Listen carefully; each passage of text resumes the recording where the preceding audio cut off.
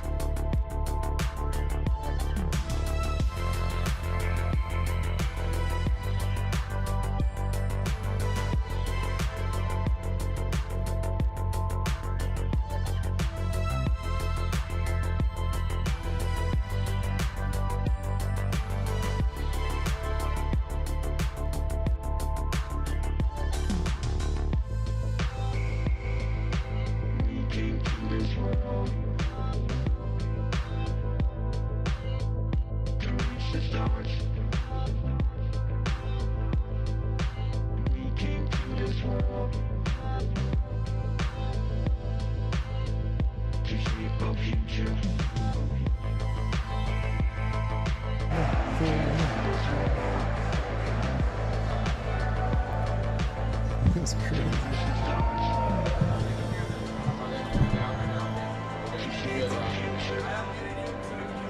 Okay, yeah.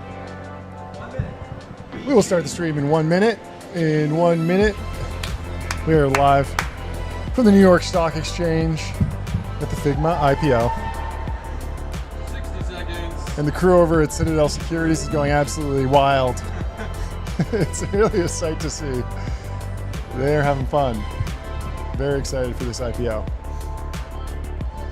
70 seconds. Let's do it. What?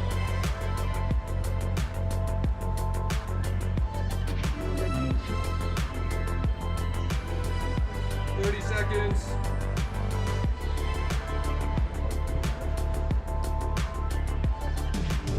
20 seconds.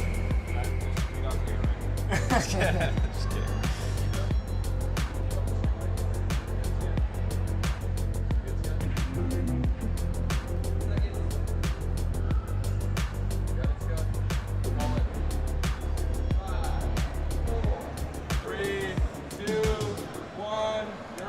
You're watching TBPN. Today is Thursday, July 31st, 2025. We are live from the New York Stock Exchange. It's the Figma IPO. The Fortress of Finance. This is the real Fortress of Finance. We have created a simulacrum of the Fortress of Finance in Hollywood, California. But today we're in New York City. We're in Manhattan. We're in the financial district. We're on Wall Street at the New York Stock Exchange, and the mood is electric. It is wild. Just down here a second ago, there was a crowd breaking out cheering. Yes. And it is really a sight to see. Yes.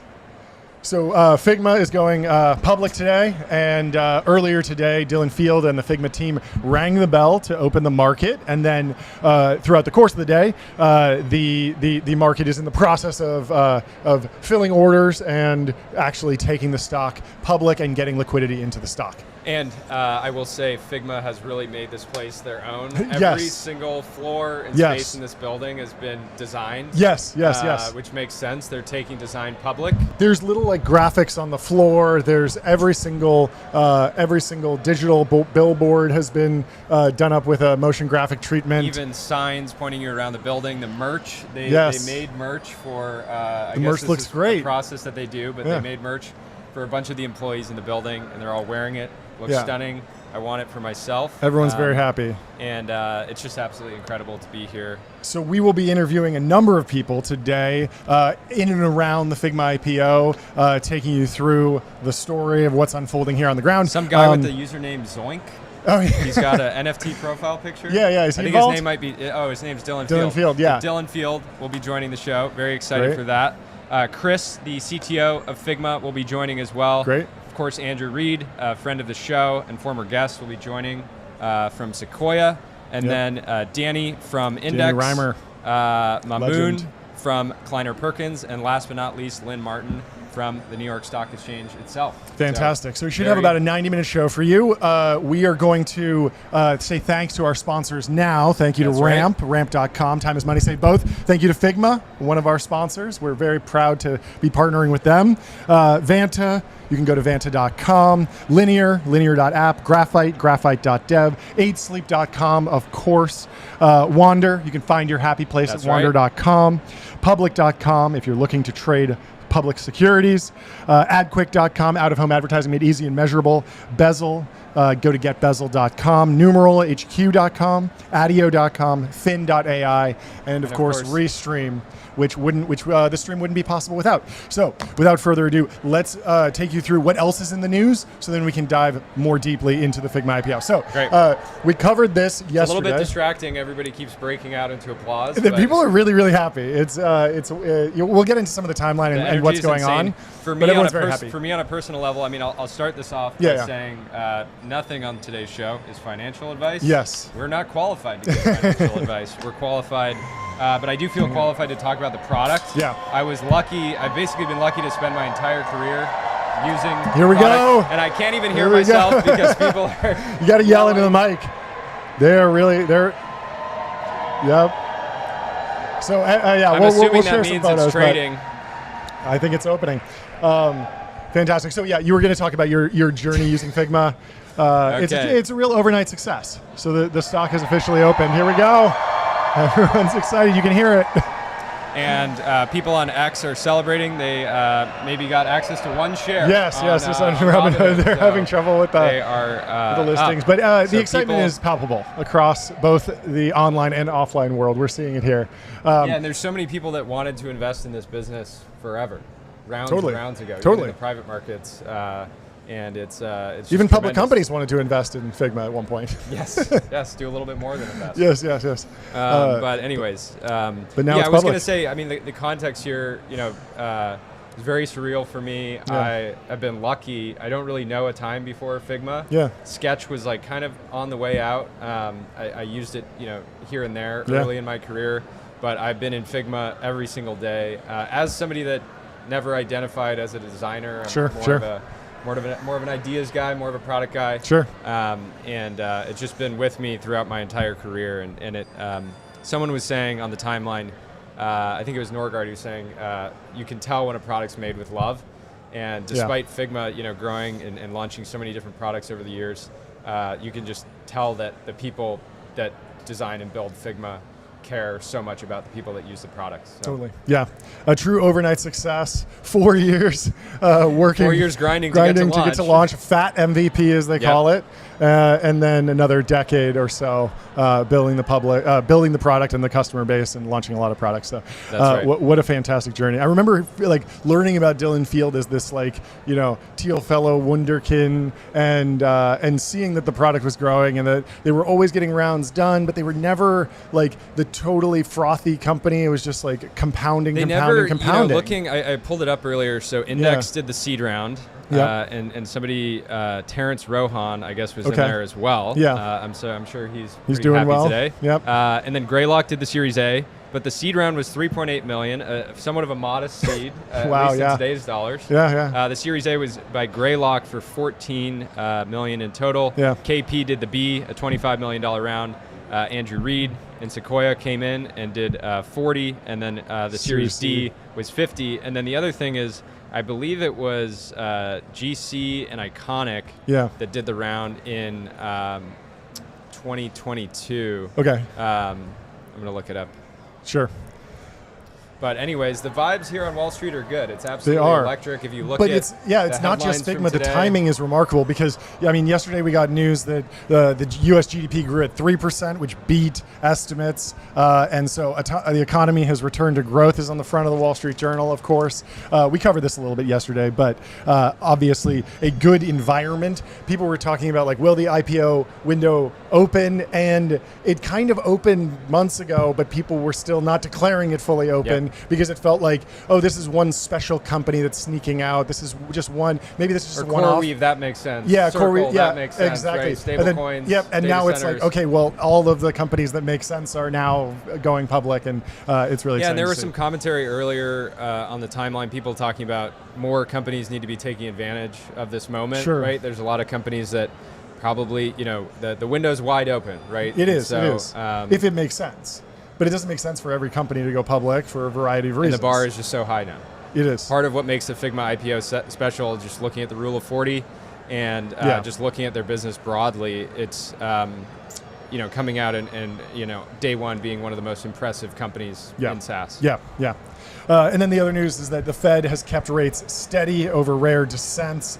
2 of the members of the Fed said, no, we should lower rates, but they were overruled, and the Fed kept rates high. And this is interesting because you'd think if they cut rates, we'd see the market ripping even more. The market's already ripping, which is kind of like, it feels like a little bit of like a safety deposit box, like a rainy day fund, that if something doesn't go well in the markets, there's still that lever to pull. And so it feels reassuring that the economy's growing well. We're also seeing big tech earnings perform very well, and then we also have high rates. So there's a number of lever, like the health of the consumer is strong, unemployment's doing well. There's just good news all across the economy, which I feel like we've been dancing around from one bull case, one minor story, one sliver of hope for a while. Now we're really firing on all cylinders. Big tech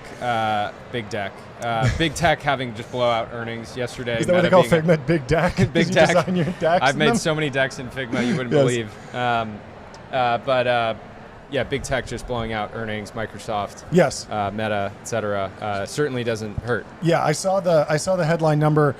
We talked about Google having something like $100 billion in cloud backlog. So if they could fill it today, they could just make $100 billion these might be longer dated contracts. People might not want them. This is kind of business. This is not financial advice, but business advice.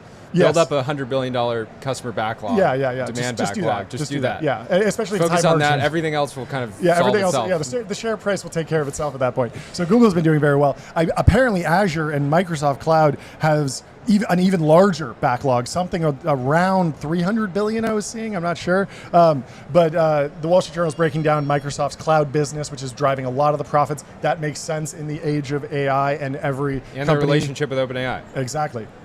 And so the Wall Street Journal kicks off by saying, demand for Microsoft's artificial intelligence services continues to pay off for the company. Its cloud computing unit saw another high growth quarter, while the tech giant spends heavily on building out its AI data centers. Now, there has been some timeline and turmoil over whether or not the depreciation calculations are too aggressive for some of the hyperscalers. Somebody was talking about Meta specifically, but when I was reading into it, a lot of people were saying like, no, the depreciation schedule is widely disclosed. It's actually very well understood. They're not doing anything that crazy. And yes, it feels crazy to go out and buy a ton of the most advanced NVIDIA GPUs that might be quote unquote obsolete, like next year when there's a new model and new hardware out there that we want to be taking advantage of. But if you think about those cloud workloads staying around and growing and doing the thing that they are capable at for a very long time. Yeah, and we've covered a lot on the show, the sort of like capability overhang, even if the models don't get smarter, which they are, there's still so much to build and so much value to unlock with agentic workflows. Yes. And who doesn't love there's so many like just PDFs to pipeline into databases and just we're still getting really good at we're getting really good at PDFs. Knowledge retrieval. Just basic knowledge retrieval is just a massive market for business overall. So the cloud group's strong performance powered Microsoft during the last quarter of the fiscal year. The company on Wednesday also outlined that its first quarter would be better than analysts projected. Wall Street cheered the results, sending shares of Microsoft up 9% in aftermarket trading. The support carries over if the support carries over to trading Thursday, which is today, the company could be worth around $4 trillion. That's that number that NVIDIA broke. But also, of course, their CapEx is growing significantly, and they are getting very, very close to spending over $25 billion in a single quarter on CapEx. But when you have that type of cloud backlog, it makes a lot of sense to build the data centers to service that backlog. Yeah, Satya has also been fairly pragmatic. If you think about, sure. He's conducted multiple layoffs this year. He's clearly feeling the pull of AI, but not getting over his skis. Yep. Seems to be managing through this kind of euphoric revenue ramp. Yeah, very well. I saw a funny post that was like something to the effect of like, well, we now know that Satya is good for his 80 billion.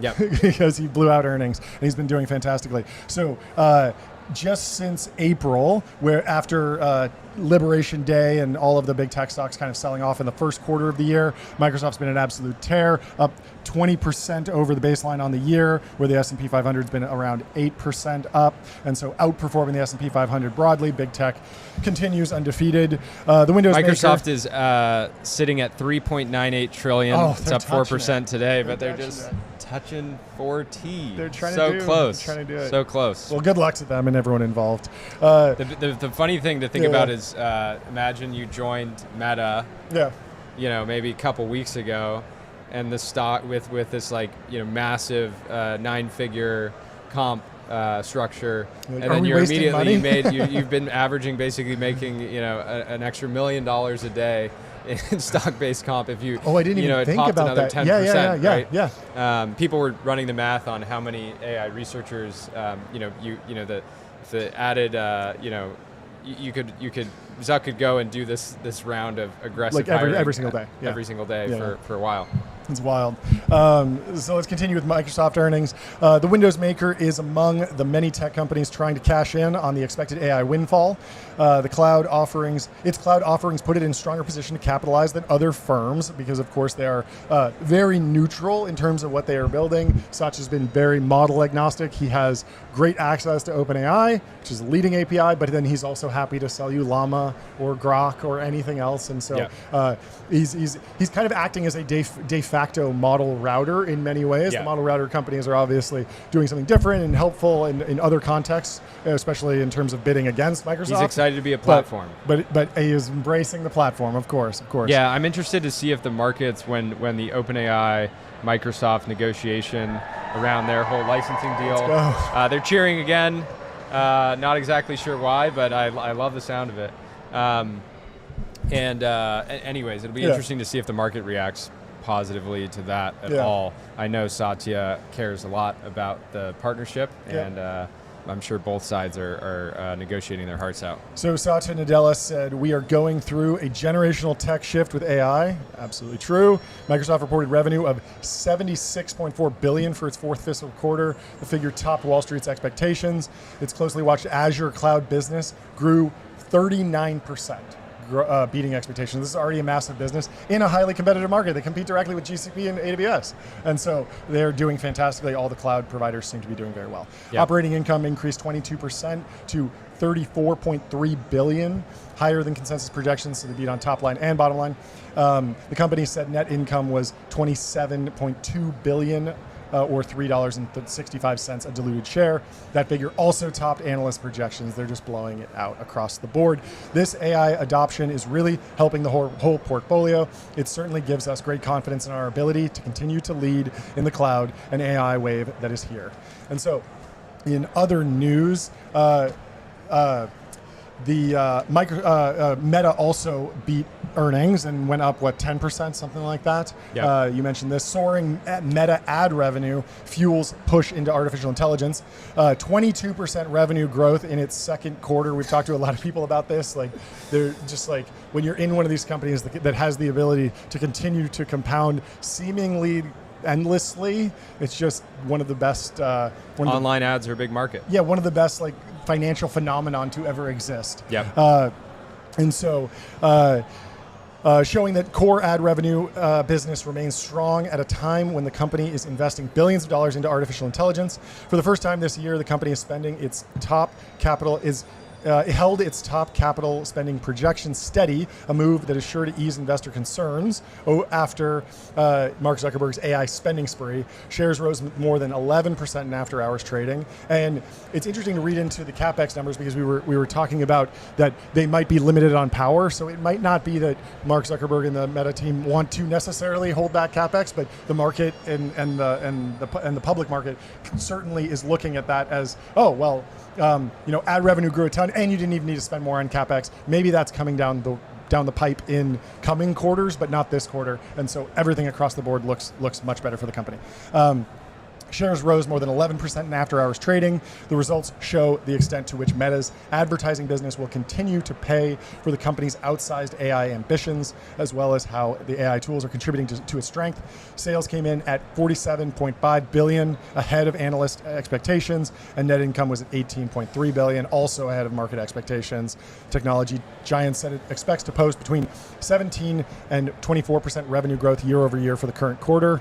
The investments it's making in AI are already paying off in its ads business, said a researcher.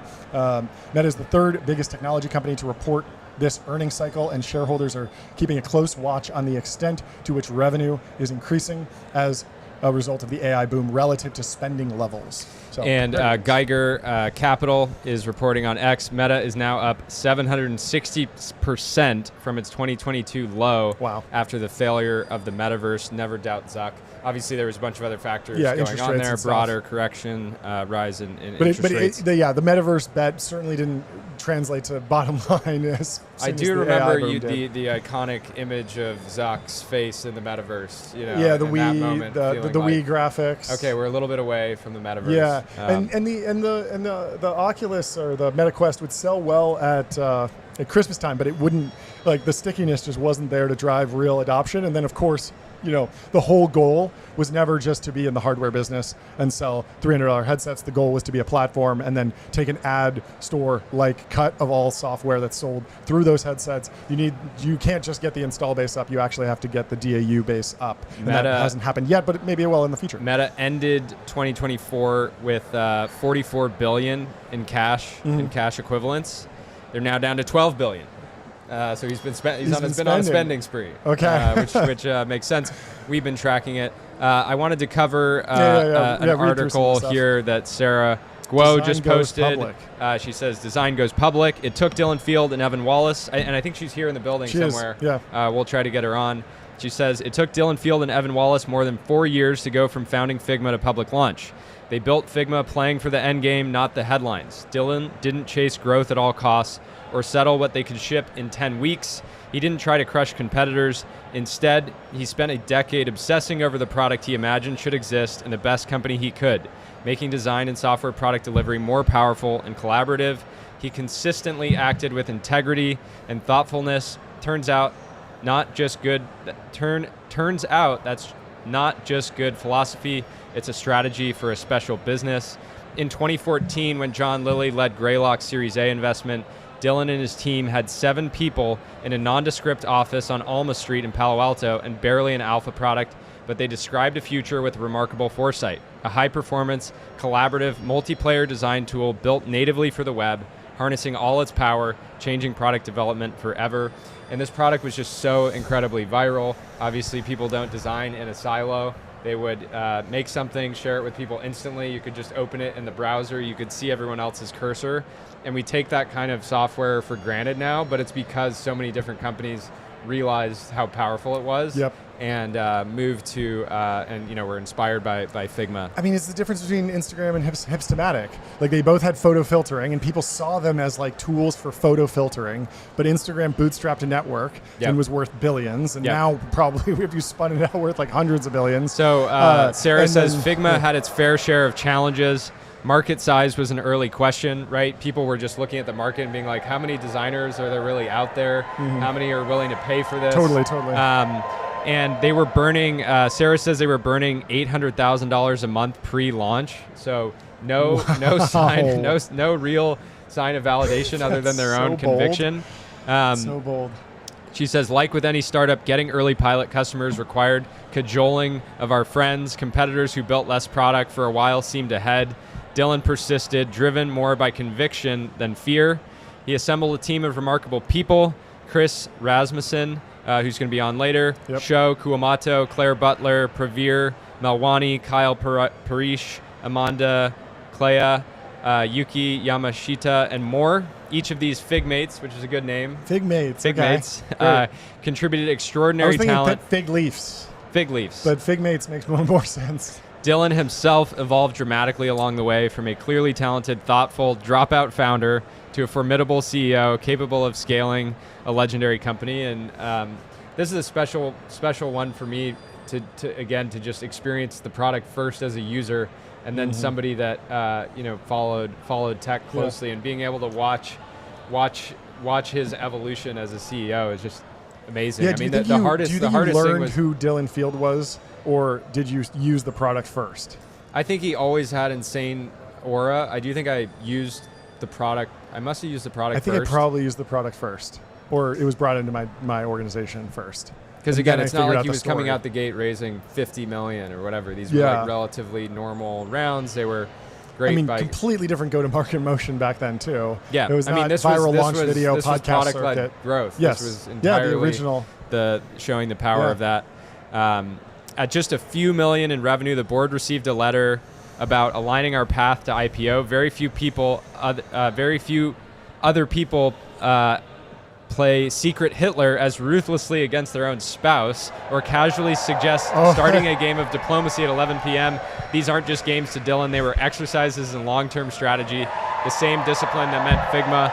I don't know if we're getting news that the first trade might happen in a few minutes, and so I think people are getting ready for the first trade to happen, and so they're chanting Figma, Figma, Figma, Figma, Figmates. I love it.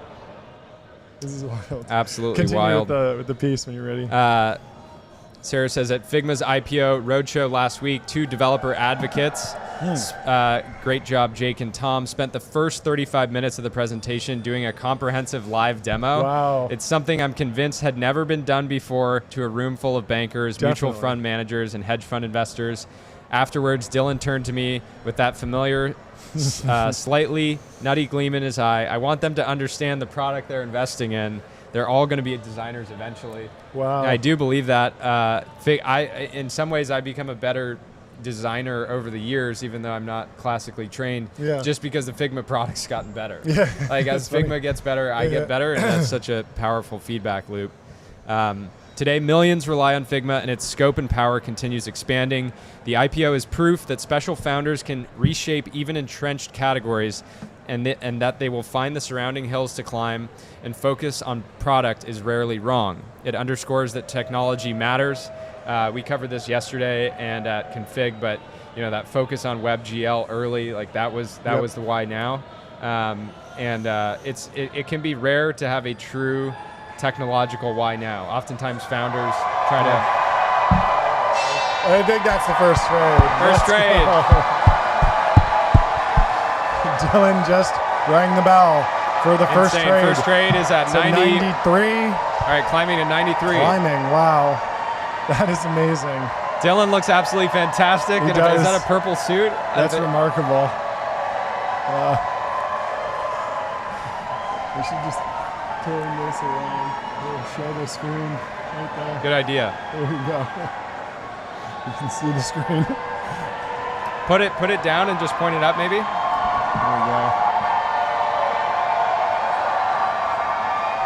There we go. Oh. I don't know so emotional. So emotional. It's remarkable. Going through the almost acquisition, blocked.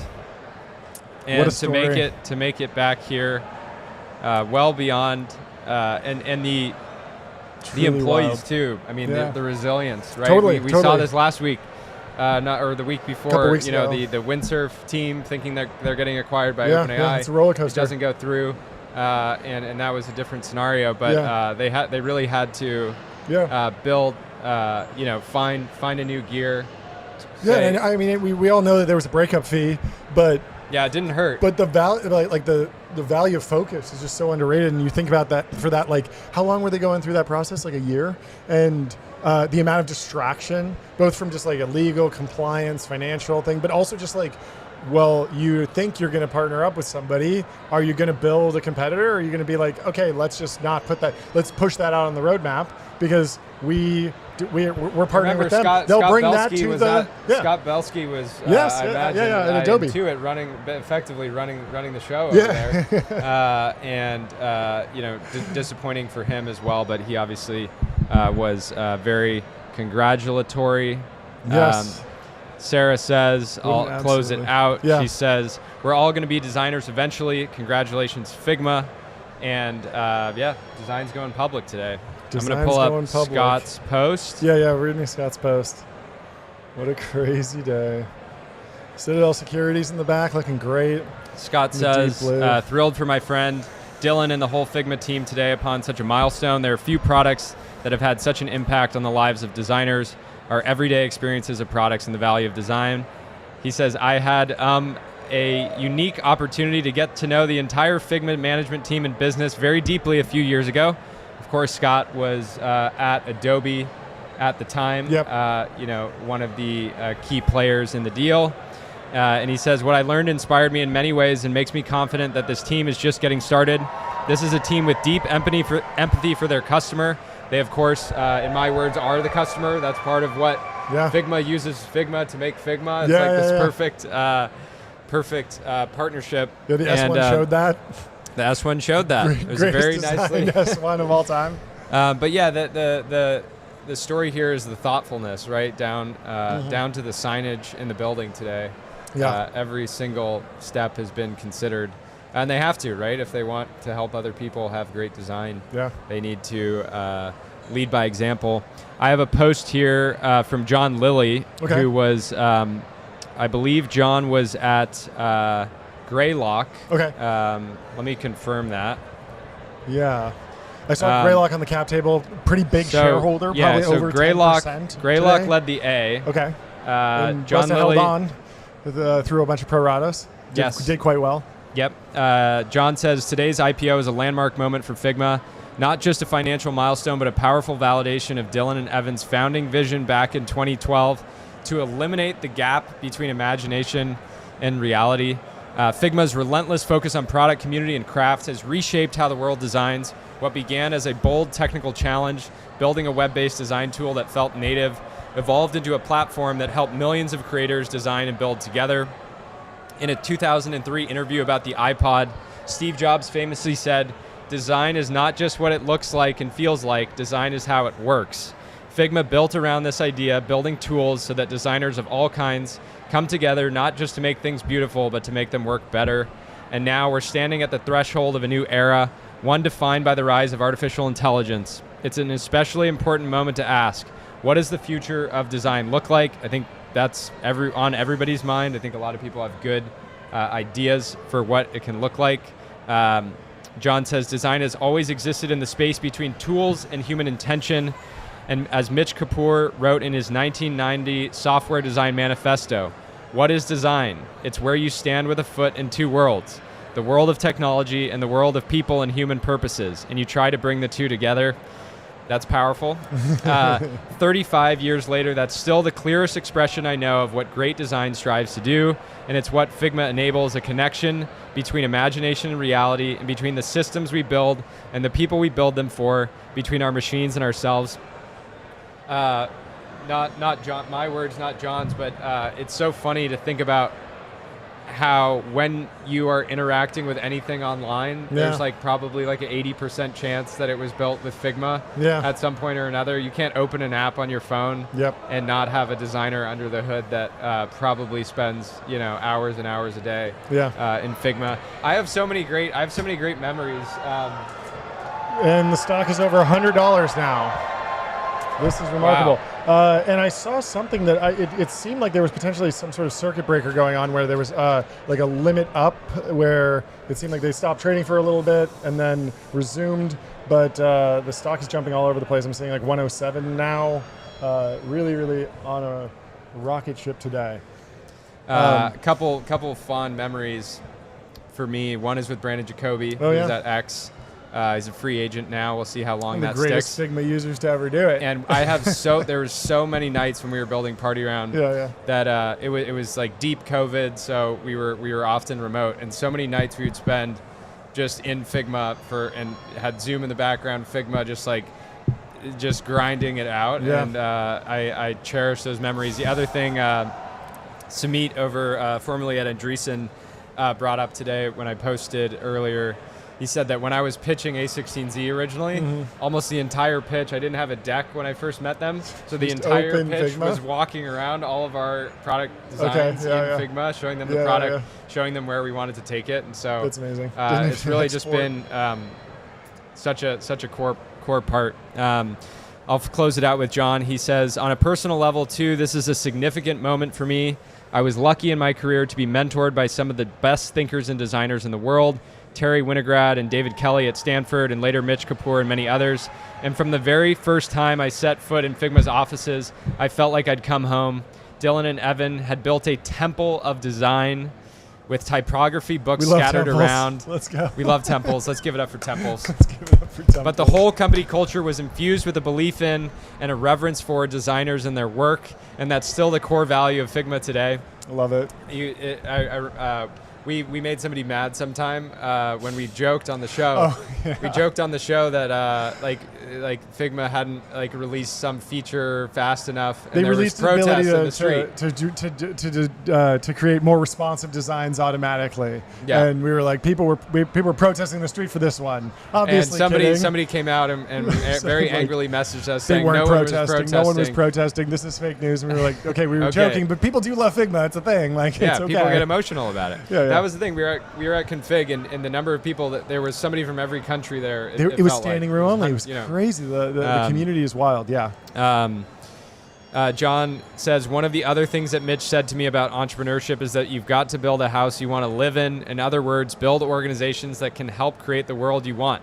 Yeah. By elevating and empowering designers, Figma's done that in a profound and lasting way. Yeah. Here's to the team at Figma and to continue to build the world of designing together. It's so true. I mean, in a world without Figma, every digital product that you use is less beautiful. Every website that you use is less beautiful. Do you think in the original Microsoft formulation of what a platform is, Figma fits that definition? So the original, I think it was Bill Gates's conception of it, was a platform is a business or product that where the value that is created on top of the platform is greater than the value that is captured by the platform. For sure. And so the classic example is Microsoft Windows. They're like the Windows app ecosystem is larger than the amount of money captured by just Windows licenses. Yeah. And when you think about Figma, it's a little bit different because although there is a third-party ecosystem, there are also like design agencies that probably wouldn't exist. Yeah, I mean, the part of why Figma has such a great brand is they can't possibly capture. There's so much value creation happening on the platform. Yep. And it's as simple as a company signing up, two founders paying $50 a month or whatever. Everyone feels like they got their money's worth. Yeah, and creating something that allows them to creating a deck that allows them to raise millions of dollars, or creating a product with millions of users. Yep. And that flow of somebody can be a freelance designer, sign up for Figma, create designs that they can go sell, I think it definitely fits the definition. It's very much it's an operating system for people that design and build software. We talked a little bit about it yesterday. Ben Thompson gave a breakdown on Stratechery, which you should go read and subscribe to, obviously, of this Figma S1 and the IPO prospects. And he was highlighting the potential benefit of being a public company and having public company stock to do M&A with. And I'm wondering where you sit on the M&A question. There's the world where Figma has a talented team. They can build new products. They also have this network effect. They have amazing go-to-market and sales motion. Yep. But if they were to acquire something, what do you think would be the right angle? Is it more something like a foundational technology that can improve all the products, or some sort of new line extension, new SKU to add on to the portfolio of products? I think that's where the debate. Yeah, it's a great question. I mean, forward. I'm less excited about what they. I'm personally more excited about them acquiring better. I mean, the team is obviously beyond stacked. It's one of the most talented groups in certainly design. Well, the most talented group in design, and one of the most talented teams in the industry broadly. I'm less excited about individual app plays, although there's some exciting Gen AI applications that are growing quickly. Figma has compelling products in those categories, right? You look at Figma Make, Figma Sites, right? And everything they're doing around making it so that anyone within an organization can generate designs that are on brand. I guess the question is, and again, trading has been halted at $112 on a limit up. If someone goes out and builds not just a tool that is complementary, but also has a network and is starting to bootstrap a network, that feels like the Instagram, Facebook moment and something that would potentially merit an M&A. But just building a tool or different approach to the product or different feature, always this question about is it a feature or is it a company? And I think that'll be something that people are debating. Yeah, going forward. They acquired a buddy of mine, Jordan Singer's company. Yeah, that's right. I think it was probably 2+ years ago. And he was building very early to building in generative AI. And I believe they integrated a lot of what he was working on. I do wonder on the M&A topic, what is the formula for success?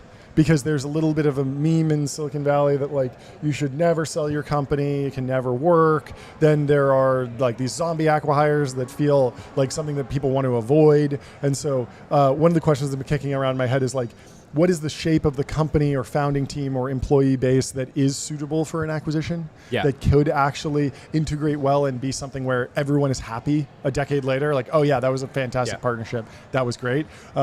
It probably has to be something around the acceleration that would happen post acquisition, and then also just the actual integration and there was a while back. You remember this company? It was a 6-month-old solo-owned Vibe coder. I remember this, Base 44 sold to Wix for $80 million. Wix was not, to my knowledge, not in the game at all from a generative AI standpoint. So looks like we have our first guest. Let's bring him in. We have Andrew Reed coming in. Andrew Reed in a beautiful suit, looking great. Somebody confused me. You guys do Andrew look Reed somewhat earlier. similar. They said, "Hey, you're Andrew, right?" I said, "I am not, but he is close by." What's going on? Andrew, welcome to the stream. You're live. How you doing? You are live. Welcome to the New York Stock Exchange. Thank you for having us. You guys look like you were made to be here. Yes, we're very happy to be here. The decision to put on the suits 6 months ago has paid off flawlessly because we don't have to dress up for something like this. Is this my microphone? That's your microphone. Wonderful. How are you doing? Give us your reactions. How's this day been for you? Let's see. Well, first off, congrats to your initial public appearance at the New York Stock Exchange. Thank you. Thank you. It's really exciting. Today it's been a good day. You open, Dylan rang the bell at 9:30, and it's 2:11 p.m. Eastern right now. Sure. So we've been milling around for many hours. Okay. And a little exhausting. It opened, and it's amazing seeing the team here. Yeah. And just the excitement of everyone chanting Figma and seeing all the traders in their swagged out Figma jackets. The jackets are insane. amazing. I'm going to go and start market, bidding jackets after this because those are totally iconic. The thing that stood out to me is all the little, they really made NYSE their home. Every single place you look, there's something Figma, and it's just so incredibly well done. Yeah, and this is one of the experiences I've had with Figma, dating back to when we first invested 7 years ago. It's a company overnight success. Yes, exactly.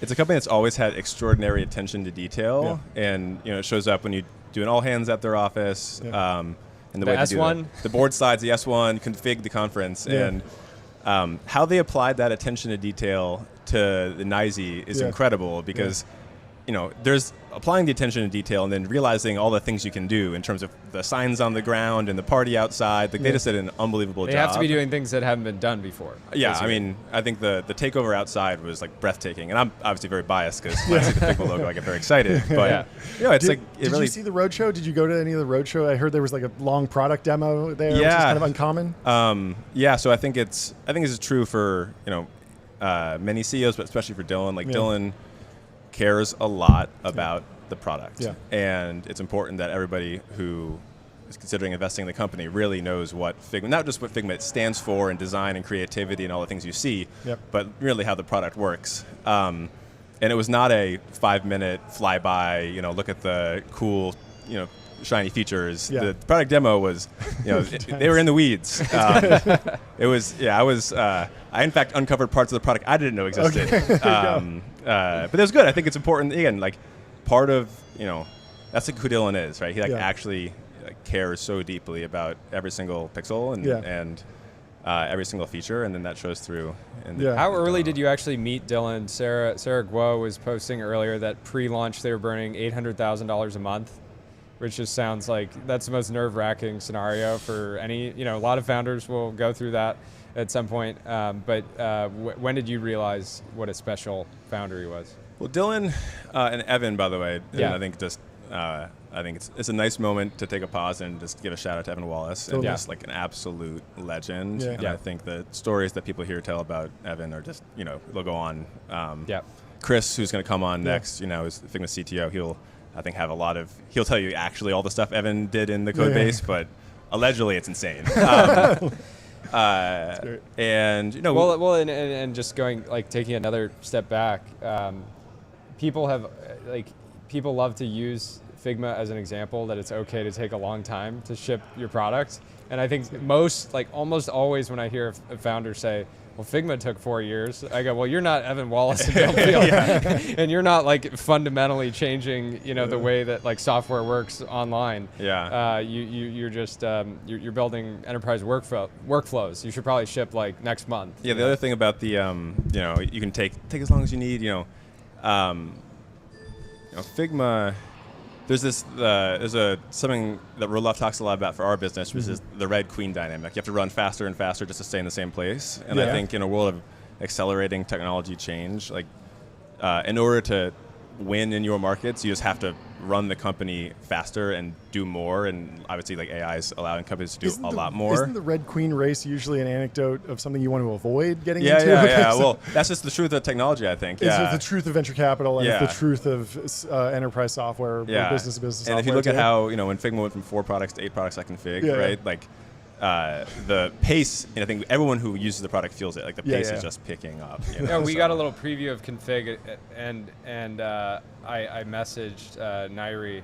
I was like, wait, you're announcing all of this at config? Like all 4 of these? Like it was like 4 major announcements, and that's what picking up the pace looks like, and like finding that new gear. How are you thinking about org design changing in the age of AI? This is something I've been talking to a lot of folks about. There's taking designers and giving them the ability to ship code. They're kind of this flip from going from a 0x engineer, a designer, to a 1x engineer. And that gain can sometimes be better than taking a 10x engineer and making them a little bit better, because you just unlock this new capability. How are you thinking about companies just broadly thinking about AI as a product vertical that is its own silo versus something that infuses the whole company? What are you hearing? What are you seeing? So I've been thinking about that question a lot. The way I kind of craft the archetype would be the creative technologist, and I think in the same way that all of us are capable of scribbling something on a piece of paper when we're bored in a meeting, I think similarly all of us are going to be capable of creating something on the internet. It's actually interactive. Exactly, and I think that has been happening for a while. I think it's picking up steam in an incredible pace. And I think this role of creative technologist, I think in big companies you'll still probably have siloed engineering, product design, marketing teams. I think in our small companies, like the founding engineers, founding teams, people are wearing a lot of hats, right? And using tools like Figma to do everything from ideation to prompt something to iterate, get it in the hands of users, and to actually publish code. I think that the small companies, I bet will lead the way. My buddy Andreessen said that when I was first pitching them, we weren't like actually raising yet. I didn't have a deck, and so I just was in Figma screen sharing, showing them the product and showing them all the different ways that we were going to take it and things like that. And it's just, and again, that's just like evidence of Figma not being for designers. I never thought. I thought it was a tool for building things. Yeah, exactly. Yeah. One dynamic Ben Thompson has been talking about is that as a public company, sometimes it can be easier to do M&A. Have you ever run into that in your career, just broadly, of a company where that is an important factor in kind of their long-term strategy? I've generally, the meme has been like, stay private as long as possible, but there's a reason companies go public. There are obviously tons of benefits, but what is the M&A dynamic in public and private markets right now? Yeah, I think there's what you learn when you start out at Goldman Sachs, and it's you have access to the capital markets, you need a public currency for M&A, blah blah blah. Tell your story. For me, the reason why I'm so happy with the IPO timing today is coming off of Config a few months ago and just like feeling the energy. You guys were there and felt the energy amongst the community, like the incredible community surrounding Figma. And then being able to tell that story and all the stuff we're doing with our new product initiatives, with AI, and tell it to the broader world. In the S1 we reported, I think, 13 million monthly active users, 2/3 of which are not designers. And Did you was that your guess early on? Did you fully see that the TAM for this was not like how many designers are there and just like add it up and multiply it? I imagine you believe that it could be used across the TAM expander. It's similar to what I was saying with I think the creative technologist archetype who's going to do a lot of things, and eventually in 10 years the way that companies run their product engineering teams will probably look very different.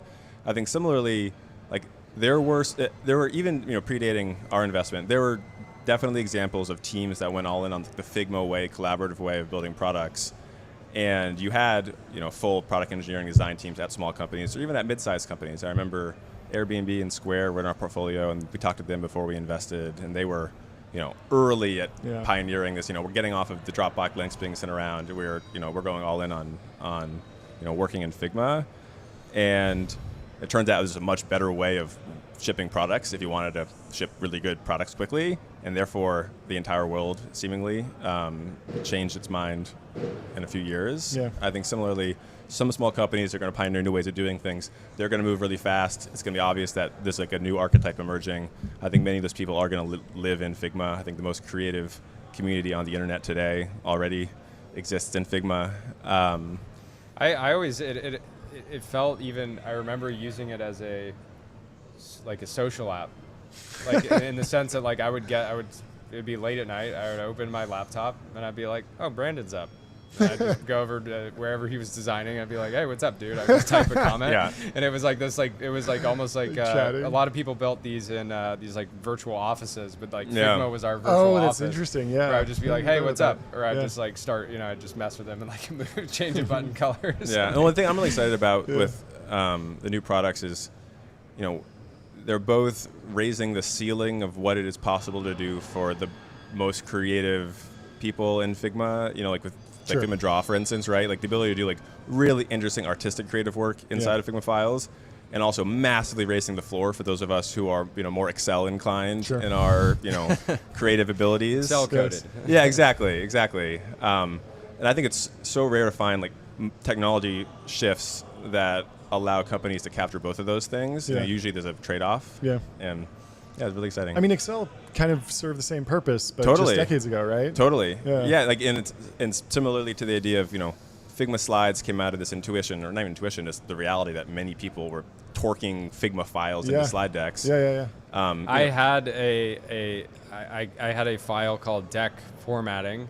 That I've shared with probably hundreds of people at this point of like, this is how I build decks. This is how I build fundraising decks. Here's 50 examples for each page. And I would just send it out to everyone. They could just copy it and start working off of it. Okay, that sounds great. It's great. We don't have to make many decks at really TBPN. No, we should start. Make one. We should start making board decks just for each other. We should. It'd be great. Last question. I think we'll let you go. I want to talk about the culture and hiring changes and just how going public changes any of that. How do you describe the culture of like someone who's a good fit to become a Figmate? Ooh, that's a really good question. when I was reflecting, as the Series C lead, when I was reflecting on what I was going to tweet today, because there's always a fine balance, right? Like, how do I tweet something to say congrats without doing the, can you believe this amazing event? I kind of went into a very paranoid headspace of how do I get, not end up in the wrong quadrant. We just go too far. Just you're welcome, everyone. You said, congrats to the incredible Figma team, the most creative, determined, imaginative, and positive group of people. I'm just so happy for all of your success. There we go. And I almost responded, our success. So those 4 adjectives, I think they are they are creative. I think I tried to pull off an analogy when I was talking to you guys at Config about how everybody who was at Config would be a good tattoo artist for my face painting artist for my daughter, and my brother said that analogy did not land. They're very creative. I think they're extremely determined. I think this is a company that, when the early days of burning however much money they were burning a month and not having product market fit and grinding your way to product market fit and all the twists and turns over the last 7-8 years since they really started their ascent. But you still have the hardcore WebGL crew. Yeah, and that's it's not quite foundation model level AI research, but it's serious engineering. It's a company that does hard things. They are not afraid of doing really hard things. Yes. I think they're imaginative. I think that's the make-believe billboard you see in San Francisco. It's a company that really does think out there, and I think Dylan is on the bleeding edge of technology, and they're positive. They are just good human beings, and looking at obviously the reaction to the IPO is just, I look around, these are awesome people who are so cool. The valedictorian of my high school works at Figma. No way. Her name's Katie Zito. She's a legend, a PM here. She's literally the smartest person I knew in high school, and awesome. Now she builds products at Figma. And that's cool. Anyway, I'm just so happy with them. I really am happy for their success and your success. Yes. I didn't put it out, but yesterday we did it meme with Ramp. It was every person involved. I sent you that. Yeah, that was great. But now Ramp's congratulating Figma with the big billboard today, or the big banner. So, they had that idea Monday. We were on the phone with them, and they were like, we think we might get a banner and hang, because our office is right across the street from Figma's New York office. We should just hang it out. And it's this 40 by 40. It's unbelievable. It looks like I didn't even know you can get something like that made in 2 days. I will say the Ramp thinking Figma with TBPN and the New York Stock Exchange today is a big day. Yeah, it's a big day for you guys. It's a big day. Yeah, it's awesome. Well, it's lovely having you. Yeah, thanks for being here. Enjoy talking to everyone else. And obviously, hopefully we'll see you later. Hope to see you later. Yeah, that's great. Congratulations on your success, too. Congratulations. We'll talk to you soon.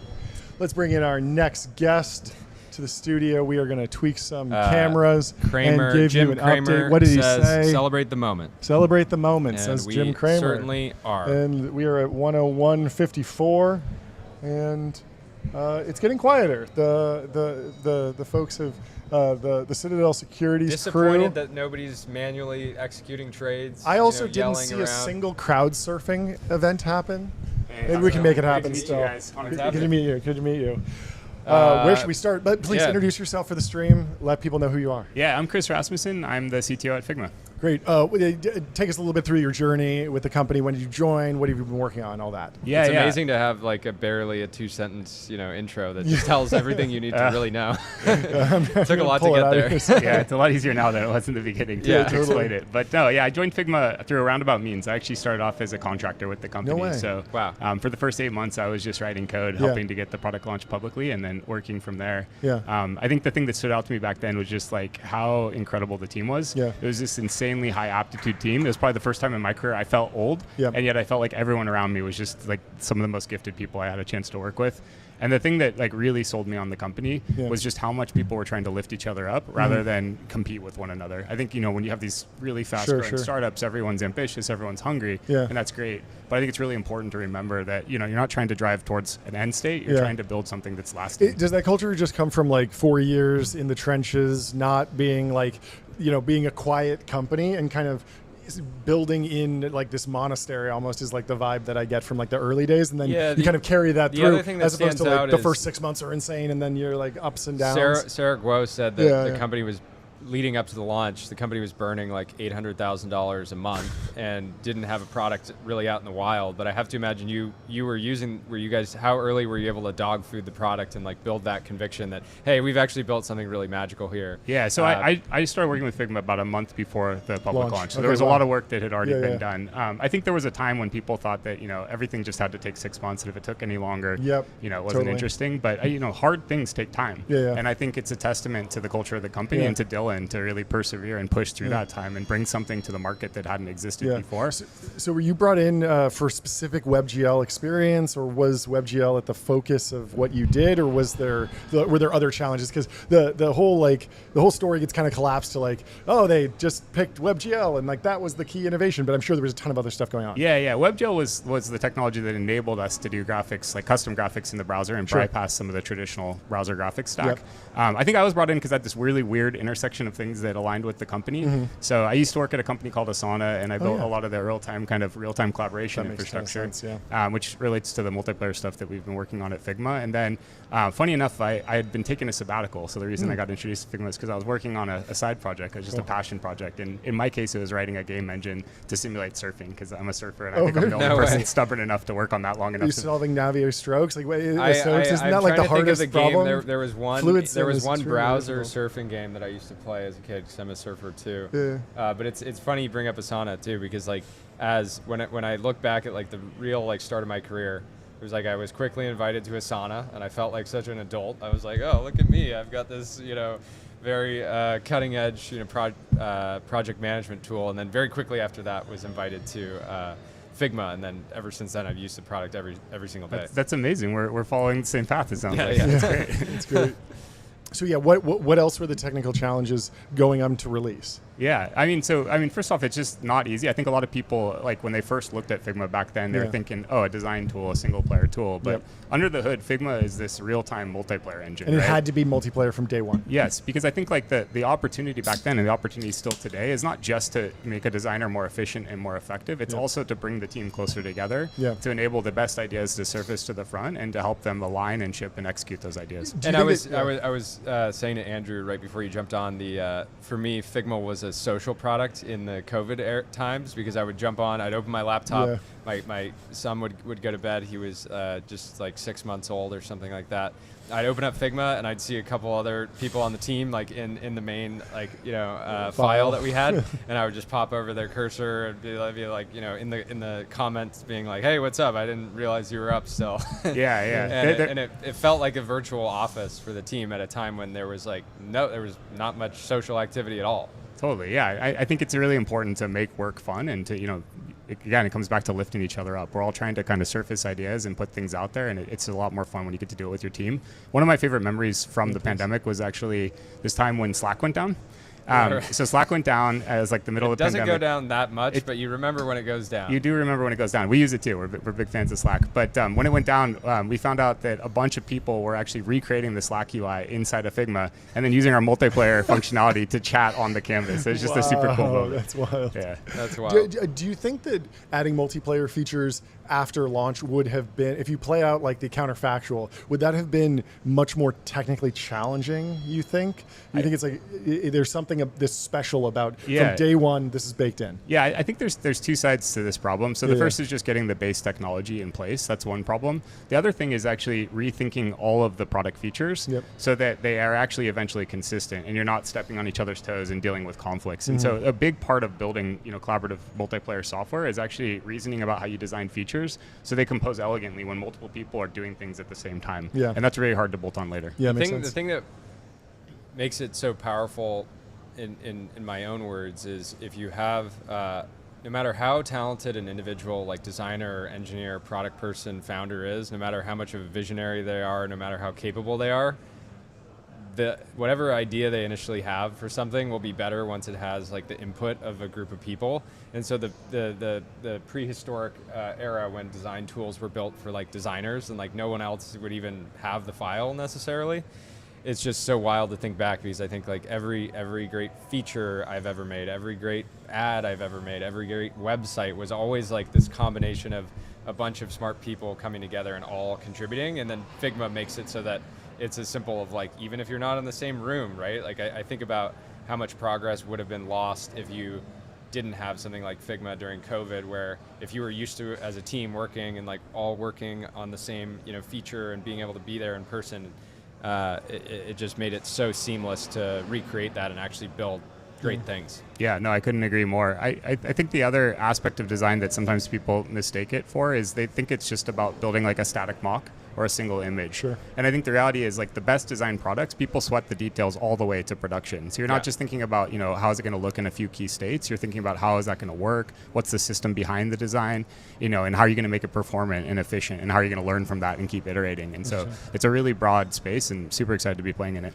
What was the lead up to config like? You guys came out the gates with 4 major new product areas, it felt like. And I remember Nairi gave me a little preview of what you guys were announcing, and I was like, really? Like 4? I imagine it was pretty stressful for you, but you guys pulled it off? Yeah, no, the team pulled it off to their credit. It was incredible. Yeah, we went from like 4 to 8 products all in one config, which is really cool. And it was even cooler because I was on parental leave for the first month before config. So I was just so stoked to come back from my short little parental leave and see that this team had just cranked everything out and done such an incredible job. Yeah, talk to me about AI. Obviously, there are AI-enabled, products, but then I imagine that AI is starting to infuse both in the internal workflows and also the sub-features within products that exist already. And I'm wondering how you think about organizational design, how you think about letting the existing team run with just adding on features and tools that leverage AI, to setting up new teams. And do you need a crack team that goes around and AI-ifies everything, or is this just another tool in the tool chest that everyone can be pulling from regardless of where they sit in the org? Yeah, no, it's a good question. We've been kind of sweating that question ourselves, but I think it really comes back to what we've been doing all along for us. So at Figma, like when we started, the goal was to make designers more efficient and give them superpowers, if you will, so they can do more and bring the best ideas to life, and then also to enable them to collaborate more seamlessly and effortlessly with their team, and make that whole process more accessible to their team as well. Yeah. And I think AI is just this incredible tailwind and accelerant to all of that right now. It's like not hard to imagine the ways in which designers are using AI in the context of Figma, for example, with Figma Make, to not just like build a prototype, but actually breathe life into that prototype with prototyping and ship it all the way to production. At the same time, all of these technologies are making the entire product suite that we have much more accessible to the people around them. And so, people can come into Figma and they can prompt themselves to get started, but then they still have the full power of the Figma ecosystem. Sure. So, when the prompting is no longer the most efficient way, they can just grab the mouse and, grab that color wheel and find that perfect red color rather than trying to describe final touch. Yeah, the final touch. So, it's super exciting. Yeah, last question. I think we have someone else coming on in a second. Talk about the engineering culture. Figma is so interesting because I think I don't want to generalize too much, but it feels like everyone has some design chops, or at least taste, or cares about design. But at the same time, you have those deep WebGL roots. It feels like there's some pretty serious hardcore technologists in the organization. What's the blend? What is that like when those two orgs come together? I imagine that you've spent a decade integrating those two disciplines, but culturally, what does it take to really succeed at the company? Yeah, I think it takes like intellectual curiosity, right? That's what we seek out in our hires. Like we're trying to find people who are just as passionate as we are about making things better, which really serves our customers too, because that's exactly what we're trying to help them do. I think that we have like these incredible designers who also know how to code, and we have these incredible systems architects who have really, really good product sense as well. And I think it's this like kind of role blending that we've embraced as a culture, and we're starting to see, with AI breaking down some of the learning barriers between these functions, other companies embrace as well. Last question. Andrew Reed says that Evan Wallace had some crazy contributions to the code base early on. Any standout highlights in your mind? Yeah, Evan is just an incredibly gifted engineer. And the thing I remember is actually even before I joined Figma, when I was working on my own little game engine, I was reading these articles online about how to do constructive solid geometry and all these mathematical things. And I was reading these tutorials. And then when I started working with Evan at Figma, he's like, I went to his personal website and I realized the articles I was reading were written by him. Like he's a super gifted person. It's really, really an honor to have worked with him. That's fantastic. Well, congratulations. Congratulations to everyone. An incredible journey to date and just getting started. Yeah, thank you so much. And thanks so much for hopping on the stream. Great we really meeting appreciate you both. it. Congratulations. See you soon. And we are ready for our next guest on this Figma stream. TBPN is live from the New York Stock Exchange. Welcome to the stream. How you doing? Jordy, Danny, pleasure to meet you. What's happening? To meet you. I've always heard great things. It's such a pleasure to meet you in person. Would you mind just doing a quick introduction for the folks who might not be familiar? Yeah, so I'm Danny Reimer. I'm with Index Ventures. Yes. And we're a firm that's based in London, San Francisco, and New York. Yes. We are investing early and growth stage. And we invested in Figma. We led the seed round in Figma. So met Dylan when he was 18 for the first time, which is pretty amazing. I'm now going down, a melancholy hill as I'm nostalgia hill as I'm hearing this. Yeah. What I have to ask right away, how did you react early on to their kind of launch timeline, right? Like the thing that keeps coming up today, and we talked with Andrew Reed about this earlier. Personally, as an angel, if somebody tells me they're building a software company for other businesses and they say that we're gonna launch in 2 years, I almost immediately think like, okay, this person probably needs to like update their thinking. But and I think people generally use a Figma example of like this fat MVP, and it can be a trap because you can work on something for a long time and have it not really be that valuable. But I wonder what your immediate reaction was, given that this was well before the launch. Yeah, I mean, believe it or not, it's sort of in line with our contrarian approach. Mm-hmm. Like we're contrarian on a bunch of stuff. We've been really, bearish on crypto. We didn't do any crypto investments. So for us, it was a feature, not a bug, that it was going to take that long. Like so you've been contrarian about being loud too on Figma. A lot of people, I think they saw Index's ownership at the IPO and didn't, you guys haven't been posting threads every single day. Well, it's about that's the part team. Of the culture. It's about the team. I mean, you're bearish on crypto. How'd you react to Dylan's NFT profile picture? I think it's God. It makes sense. Yeah, right on. He's got the pass for this. He's got doesn't mean that he can't be. But he's focused. But really at the time, all of the technology, all the software was sort of like in that meta spirit, that Facebook spirit of like throw it against a wall, ship quickly, doesn't matter if it's broken, build fast and break things. Build fast, break things. And this was so contrary. It's like the two guys were contrarian, and they were committed to actually developing things for 2 years before we were going to have any sense as to whether it was going to be good or not. And it really had to compete against Sketch was the primary competitor. Yeah. And Sketch was a damn good people product. Love the product. Exactly. Yeah. Exactly. Which is like the hard, even most investors, if they're looking at a new investment in a category with a very well-loved product that has massive saturation. I mean, I think it would be hard to find a product designer in San Francisco pre-Figma that wasn't using Sketch. Yeah. You're absolutely right. Do you remember what the other comps were from that era of companies that had figured out how to do something utilitarian but then bolted on a multiplayer aspect? We were kind of kicking around the obvious example of like Instagram. There were a few other photo filtering apps, but Instagram started with the social network out of the box, kind of bootstrapped it in the background, and wound up being a very successful product, obviously. But were there other companies that were coming to mind at that time? I mean, so we're big game investors, right? So first of all, multiplayer was a term that we were very familiar with. Sure. And then we were Dropbox investors. That makes sense. So like the notion of sort of the product, the consumerization of the enterprise, starting small, growing through, guerrilla tactics and just mainstream adoption within the organization, we felt really comfortable with. Sure. Is that broadly product-led growth, or is product-led growth in your mind a broader term? No, it is PLG. Just PLG. Absolutely. Yeah. And it was clear back to I totally agree with you. The lion's share of folks were using Dropbox and Sketch. Yeah. And so for us, we knew what the problem was. Like the first time I met Dylan was at Flipboard when he was 18. Yeah. And they had amazing designers at Flipboard. And I just remember the confusion. Beautiful product. Like and also, I don't know if it was WebGL, but the 3D animation of the page flipping. Yeah, absolutely. Fantastic. And you can see that comes through with like, okay, just the technical challenge of like, how would I implement that? I remember playing with it on the iPad and being like, okay, this is a different thing. This is hand-coded. Right. I mean, they launched it before the iPad was launched. Yeah, that's right. But the versioning headaches that they were getting through, like, they had all these amazing designers. One ended up leading design at Uber, another one and is one of the senior designers at Apple for like 8 years. And the design problems that they would get into of like sending the wrong version, sending the wrong asset, through Dropbox, it was clear that you needed a better solution. Yeah. What are you seeing broadly in terms of artificial intelligence as a sustaining or disruptive innovation to companies that have established a market, and then there's a whole bunch of companies that are coming in and saying like, we're going to be the AI version of that. It feels like in some ways you could say, oh, well, that's just like the multiplayer version, but in some ways it's more of a sustaining innovation. What's your broad take? I would say the latter, sustaining innovation. I mean, I'm super bullish about it. I mean, sure, it's hard not to be, right? Like, yeah, but you probably have to qualify that. Like, bullish on AI doesn't necessarily mean you're like upset about what's happening at the foundation model labs or in terms of CapEx or NVIDIA. Like, there's a million different places. But you're broadly bullish. Our job is to see a trend and then to analyze a trend and then to go pretty deep.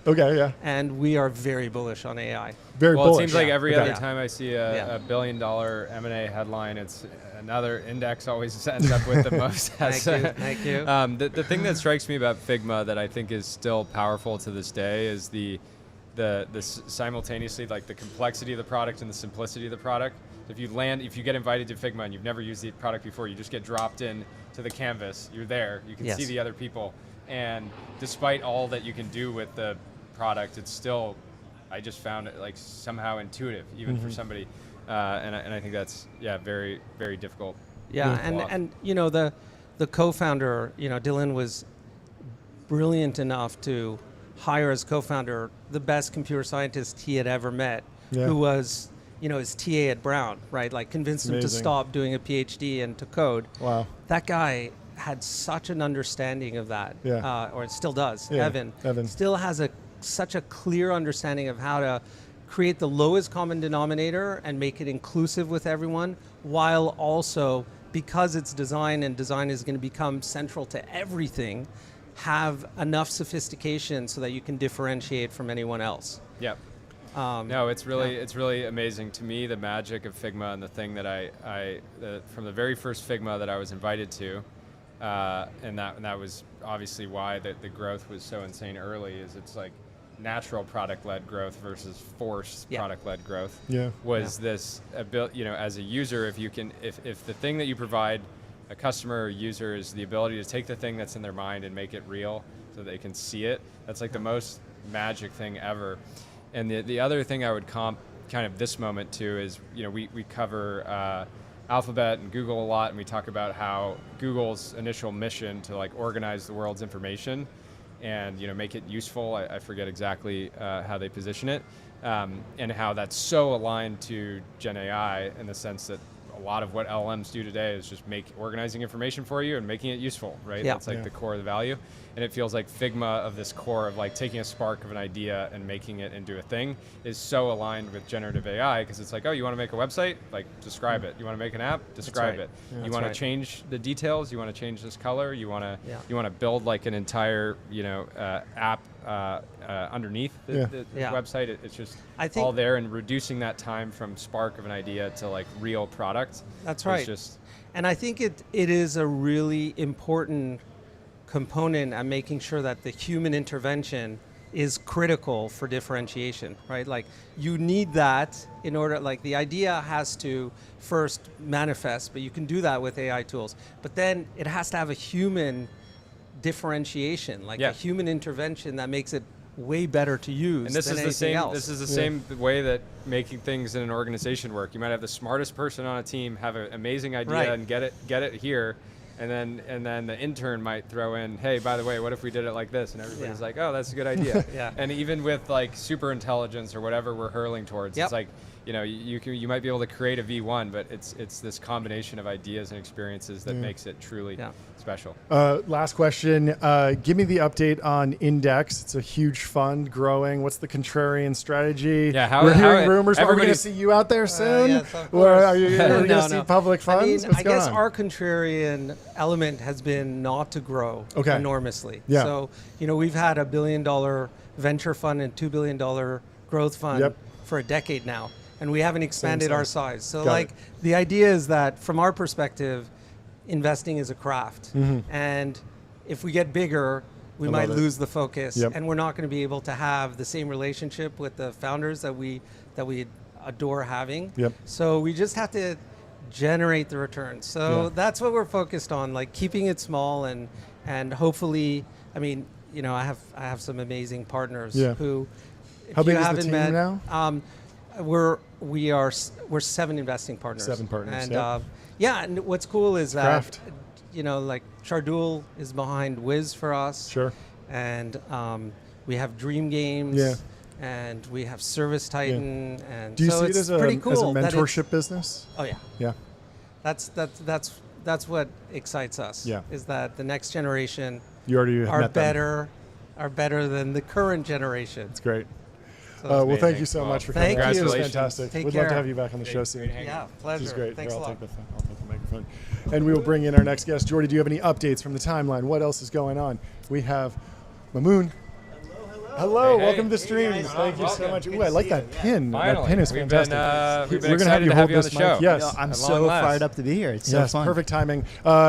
Give us a little introduction on yourself and what you do. All right. Well, I'm a partner at Kleiner Perkins, early stage venture capitalist. Yes. Kleiner Perkins, the firm, has been around for 50 plus years.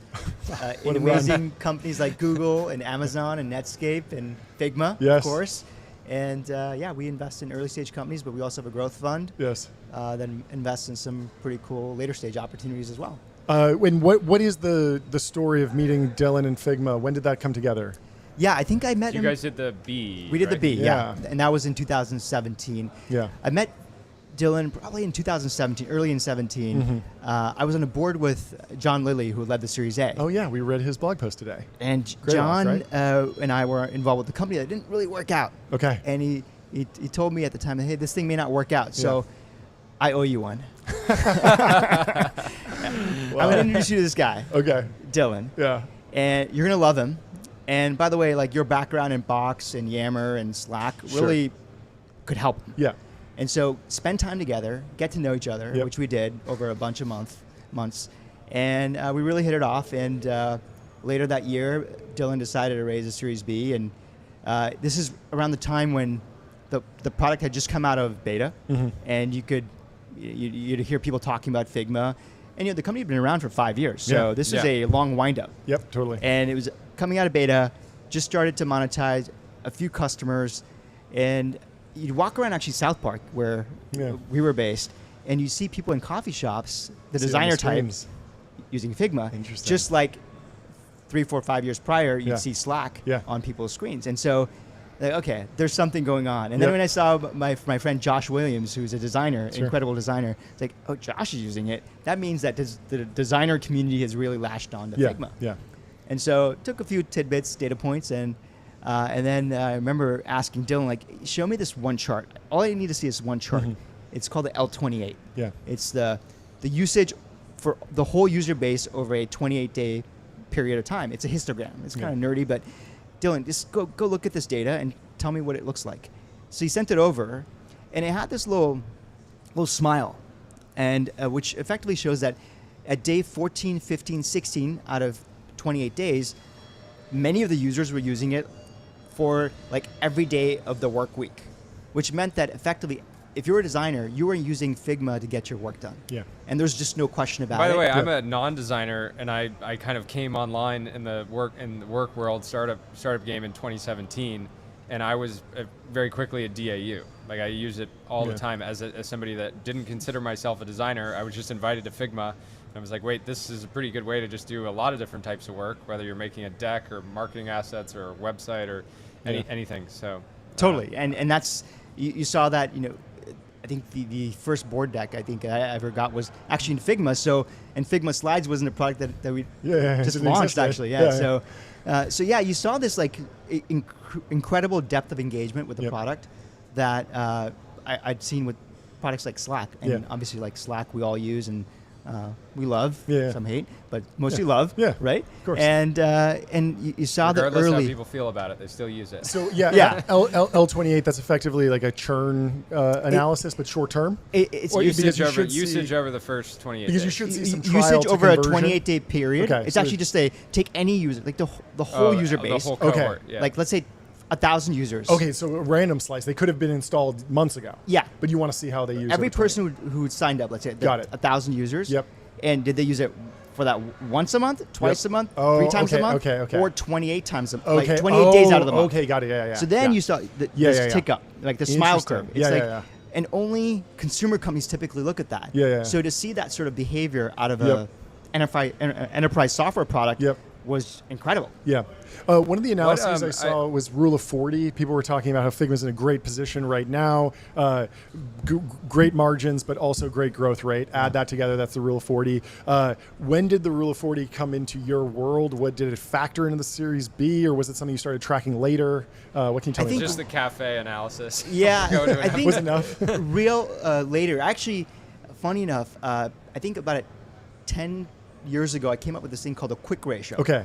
Which was more interesting to me because for early stage companies, it showed a quick ratio is effectively in a given month, how many users did you add? Yep. And how many users did you churn? Okay. So let's say you added 400 users. Yep. And you churned 100. Yep. Your quick ratio is 4. Yeah. And that was actually like a good number. Sure. But if you're adding 200 and losing 150, not good. Yep. Yeah. Right. That's a leaky bucket. It's a leaky bucket. Yeah. So for an early stage person, the quick ratio was just way better than looking at growth rate and then looking at the margins, which could be all over the place based on what they did that month or that quarter. Makes sense. One question I have, I'm curious how you see it. So it was Index, Greylock, KP, Sequoia, A16Z were the leads. If this company, if Figma had been started in 2020, do you think there would have been 1 or 2 funds just like going back and forth? Was it I feel like today you'll see these like fast follow rounds, concentration seems to be a real focus for a lot of funds. And was that something you think that like Dylan was just pushing for, wanted a diverse board, or was it more just the state of venture at that time? I think Dylan is just very nuanced and detail oriented and very methodical, and every round he had in his mind who is the right investor for me at this point in time, which is how I think he even sought out our relationship, where John, Lily, and Dylan were just telling me downstairs, we sought you out for that Series B. It was like a beeline. Yeah. And I think Dylan had that same sentiment towards the Series C with Andrew Reid, who was just on, right? Yeah. And then even the round thereafter. So he was always in his mind this is the person, the firm that I really want to work with based on their skill set, their capabilities. And he went after it and he got it. Yeah. Every single time. How do you think the board evolved? It seems like there's a lot of different investors, different firms joining. How do you think the board will evolve going forward? And it already has evolved. Can you talk to some of the additions and what the rationale was behind those? Yeah, so just in the last month, we've added 3 incredible people. Bill McDermott, OG, right? Like insane. OG. You have to have Bill on the show if you haven't. Oh, no, we'd love to. Oh, my God. Bill's the man. Yeah. I mean, obviously, he runs ServiceNow. Yep. Before that, he ran SAP. Yep. So he's just the CEO of all, like the GOAT in terms of like running an enterprise software business. Yep. And we added Mike Krieger, founder of Instagram. Come on, guys. And a very interesting, people wouldn't think about it, but very design focused. Yeah. Yeah, and Anthropic too. Anthropic, now Chief Product Officer at Anthropic. He was downstairs. And, and then we added Louis Van On, I think, is from Duolingo. Amazing. And he's a founder, a CEO, went early in on AI. Yep. And running a public company, also a KP company. So just like 3 folks who bring different skill sets, but are just like A+ top notch. And I think that's sort of how Dylan has really built the company from, setting the tone, the culture amongst the team, his executive team, the board. And it's, you couldn't be more proud of what's been built there. It's fantastic. When did, last question, then I'm sure you have a busy evening. When did the kind of Gen AI opportunity click with you and Figma? Was it instantly? Was there a specific moment that you realized what an opportunity Figma would have in terms of, if you're already helping people turn ideas into real things and products, Gen AI has an obvious, immediate application there? Yeah, I think there's the more the features that allow you to do things with AI inside of the canvas of Figma. Yeah. And then there's the what can you do from prompting to code to design, and I think there's both elements of AI to integrate into the Figma product, which we've done. But I think Dylan just being so early on technology, but also timing it really right as well. Yeah. Was early, but more recently, as you know, we've launched 4 products, and one product is very heavy on AI, the Figma Make product, which goes from prompt to code. Yep. So really just timing matters, and I think, Dylan and the team are all over it, and you just had Chris on.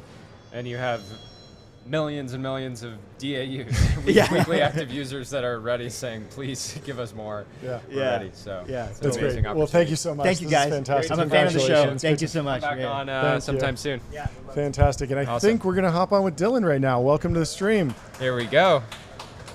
Looking incredibly thanks sharp. so much. Fantastic looking suit. Great. What do you have there? Do you have a Purple is such a gavel? nice Or we're going to ask touch. you to hold this. You How just gotta. many times did you ring the bell today? Because you rang the opening bell. Walk me through your day. What did you actually do today? Have you gotten any sleep? Your Are you day okay? also started at, Okay. I don't know that Is that how bad I look? No. I I just know the schedule is brutal. It's Starts in the been morning. an intense schedule, but it was a great day. Amazing. And the team was incredible. Yeah. And in terms of the gavel, I just feel like you're holding this thing, you can do anything. You can do anything. So it's a powerful gavel. It's a powerful gavel. I feel like it's time to make a bunch of product decisions. Yeah. Not sure on what yet. Okay. But just The gavel will well, symbolize. you also shipped a bunch of products updates today too, We right? did, yeah. What were the highlights? A lot of highlights, but the things that I was super excited about, one was offset vector. Sure. Because we've been getting requests from that from the start of Figma. Yeah. And then also for dev mode MCP, we made a bunch of improvements. And it's interesting with dev mode MCP. This is one where the team was like, I think it's time to release it.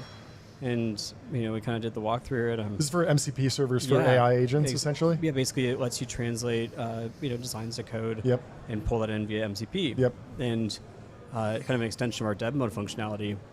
And I was nervous because I just felt like we have so much to build out still, and we do. Yeah.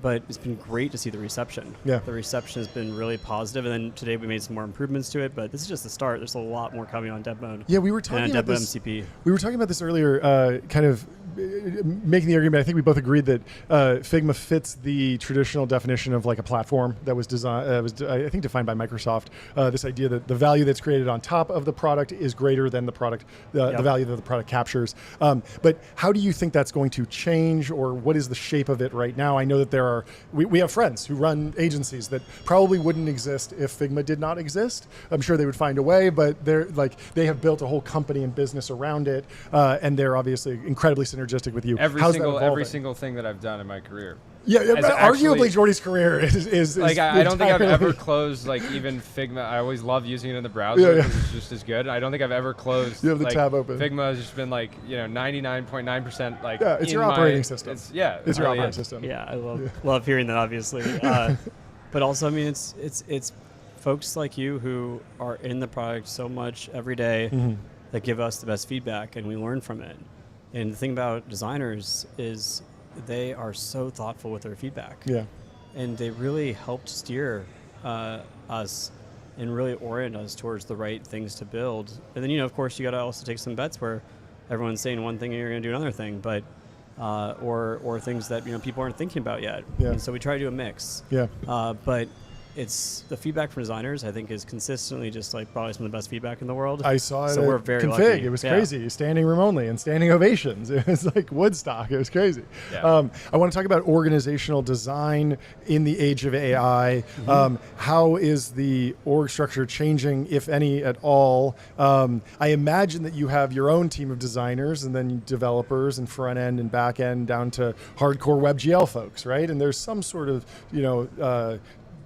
different tiers and different groups and product groups, but how does AI fit in? How does it change it? Obviously with Figma Make, it's kind of its own product team, but then I imagine that there are folks using AI all over the organization. So how do you think about AI playing a role either as a vertical product focus or horizontal slice or support teams? How are you tussling with that? I think it's got to be kind of many things at once. So one dynamic that's always interesting is you have to motivate research by having, great product applications. But also, if you don't have the research done, sometimes people go, I can't build the product application part yet. And I think you just have to break that chicken and egg. Sure. You have to, motivate by showing here's what's possible. And then you have to also try to break through and find new ways to do research so that you're able to inspire people on the product side. And it's just a virtuous loop if you can get it right.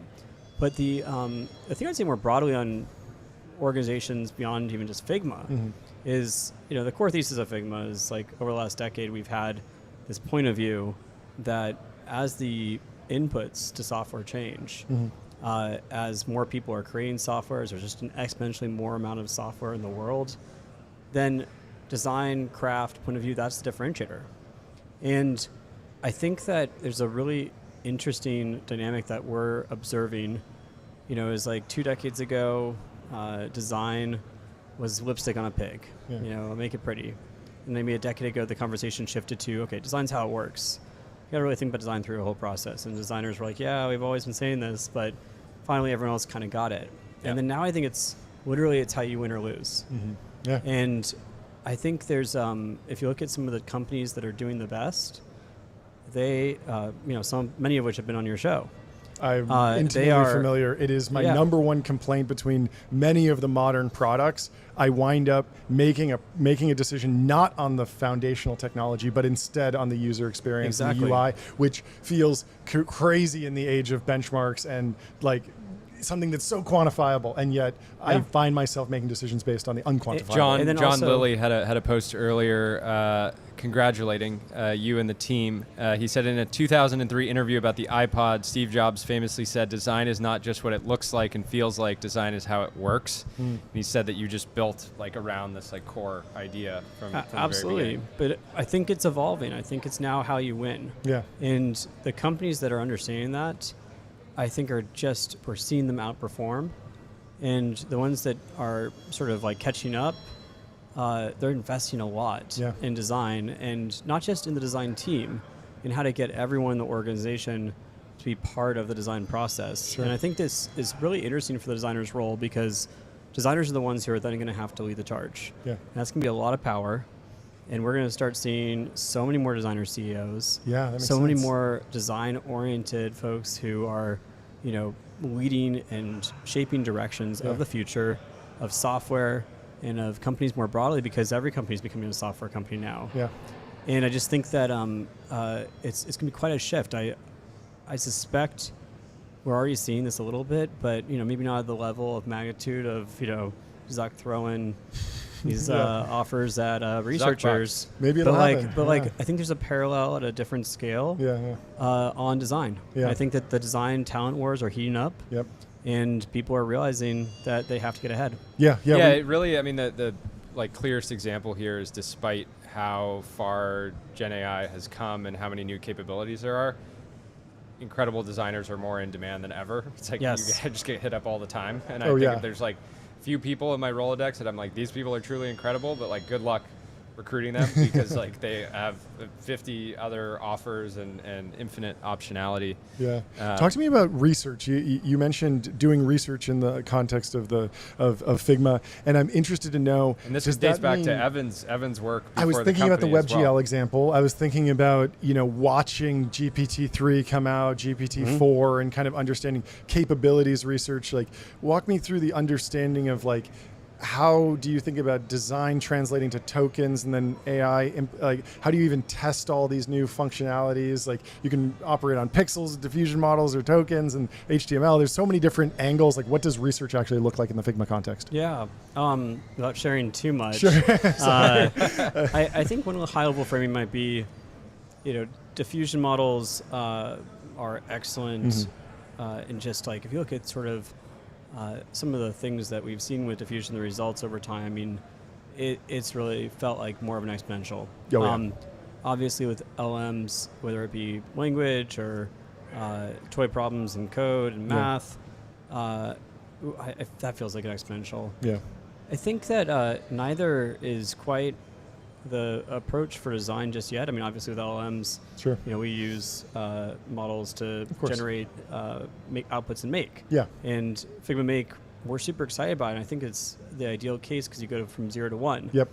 But we are still in a world where there are constraints. Yep. And to actually get to the point where you're differentiating the output, where you're adding that craft, that point of view, yep, the foundational models don't get you there. Yep. And even if they were to be able to increase quality of visual output, I think it actually only makes design more powerful. Yep. Because if you had, 5 different designers in this room who are experts of their craft, and they're all looking at, some wonderfully generated design that was actually very good, which is not maybe where we're at now. Yeah. They probably have 5 different points of view. And if that's how you're going to stand out, is your design craft, your brand, your marketing. Yeah. I think it requires intentionality and systems thinking, not just in the design and software context, but even beyond cultural, business constraints. And so, we have in the front of the New York Stock Exchange today the sign, design is everyone's business. Yep.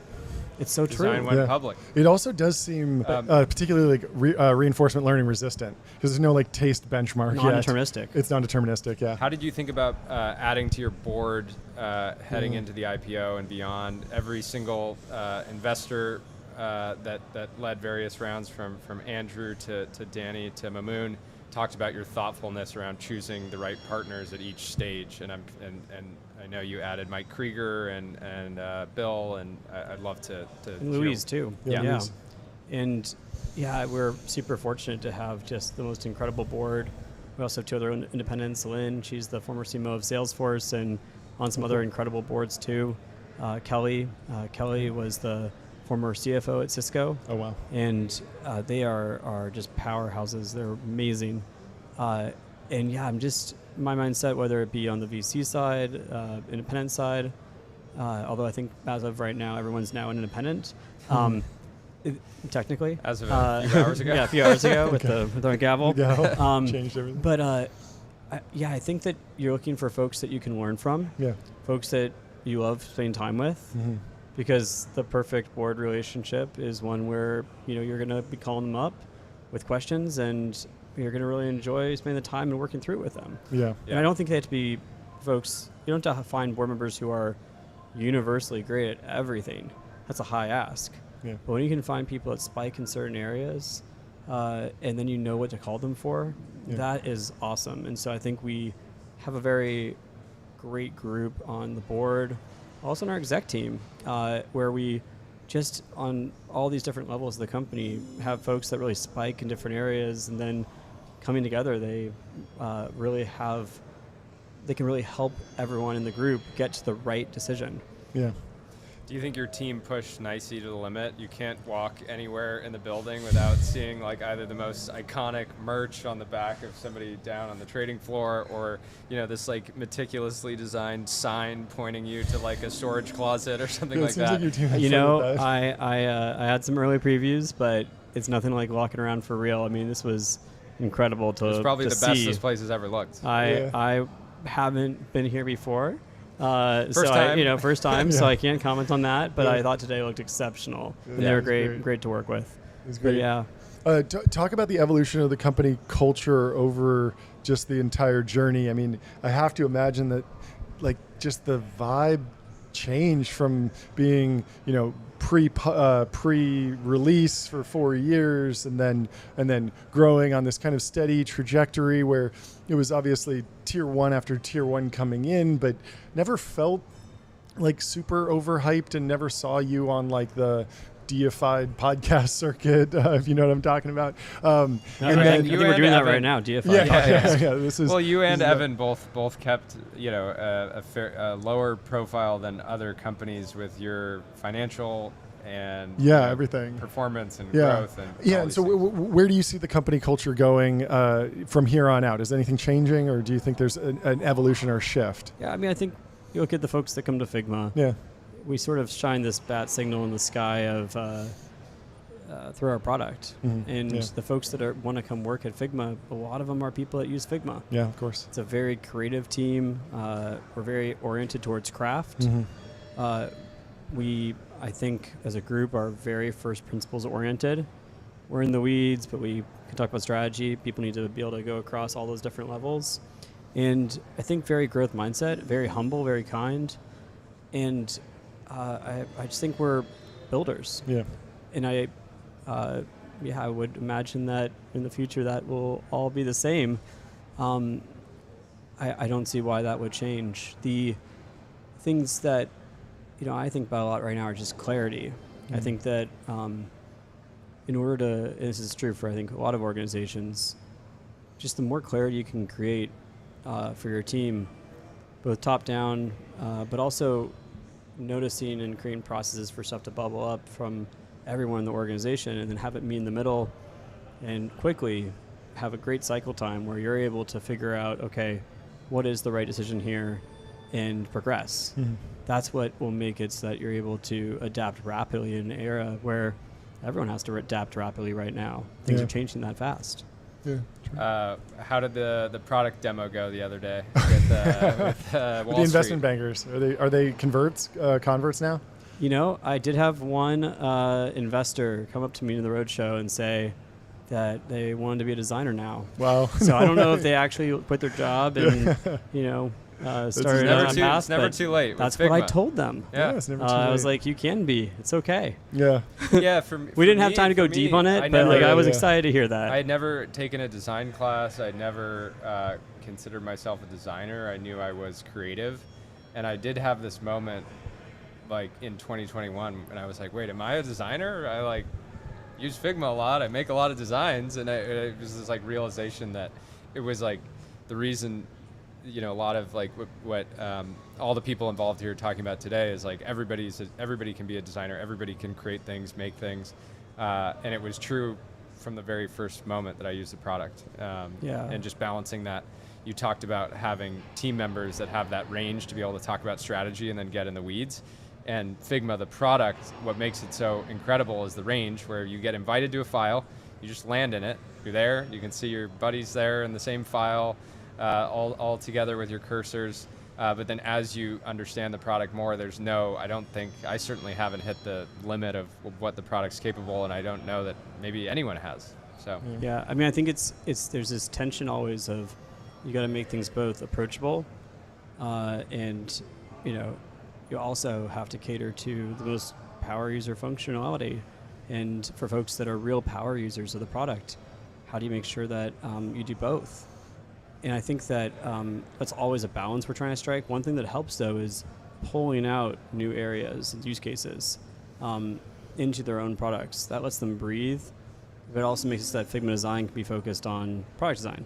Yeah. So, for example, FigJam was the first one we did it for, and we're had noticed for a long time, okay, people are doing brainstorming, whiteboarding. I would make the jankiest diagrams. Whiteboard diagrams, and I would pre-design graphics, and then I would make them look nice, and then you had to copy and paste them all in this weird way, and then you guys made FigJam. I was like, okay, cool. That's I was making this myself in the product for years. We saw that with many people, and then by taking it and bringing it to its own space, the other thing that we thought about was, during pandemic times especially, people were treating Figma design like a space to hang out in. This is what I told Chris. When you were watching the stream? No. He's told I told to 6 different people. I told this to Chris.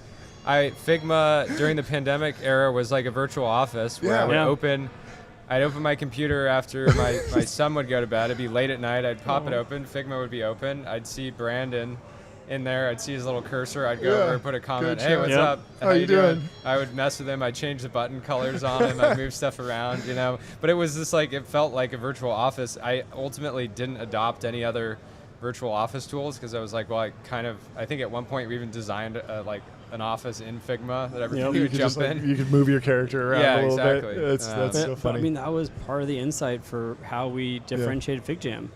I told the team, maybe a month before launch, hey, our differentiator for FigJam is going to be fun. Yeah.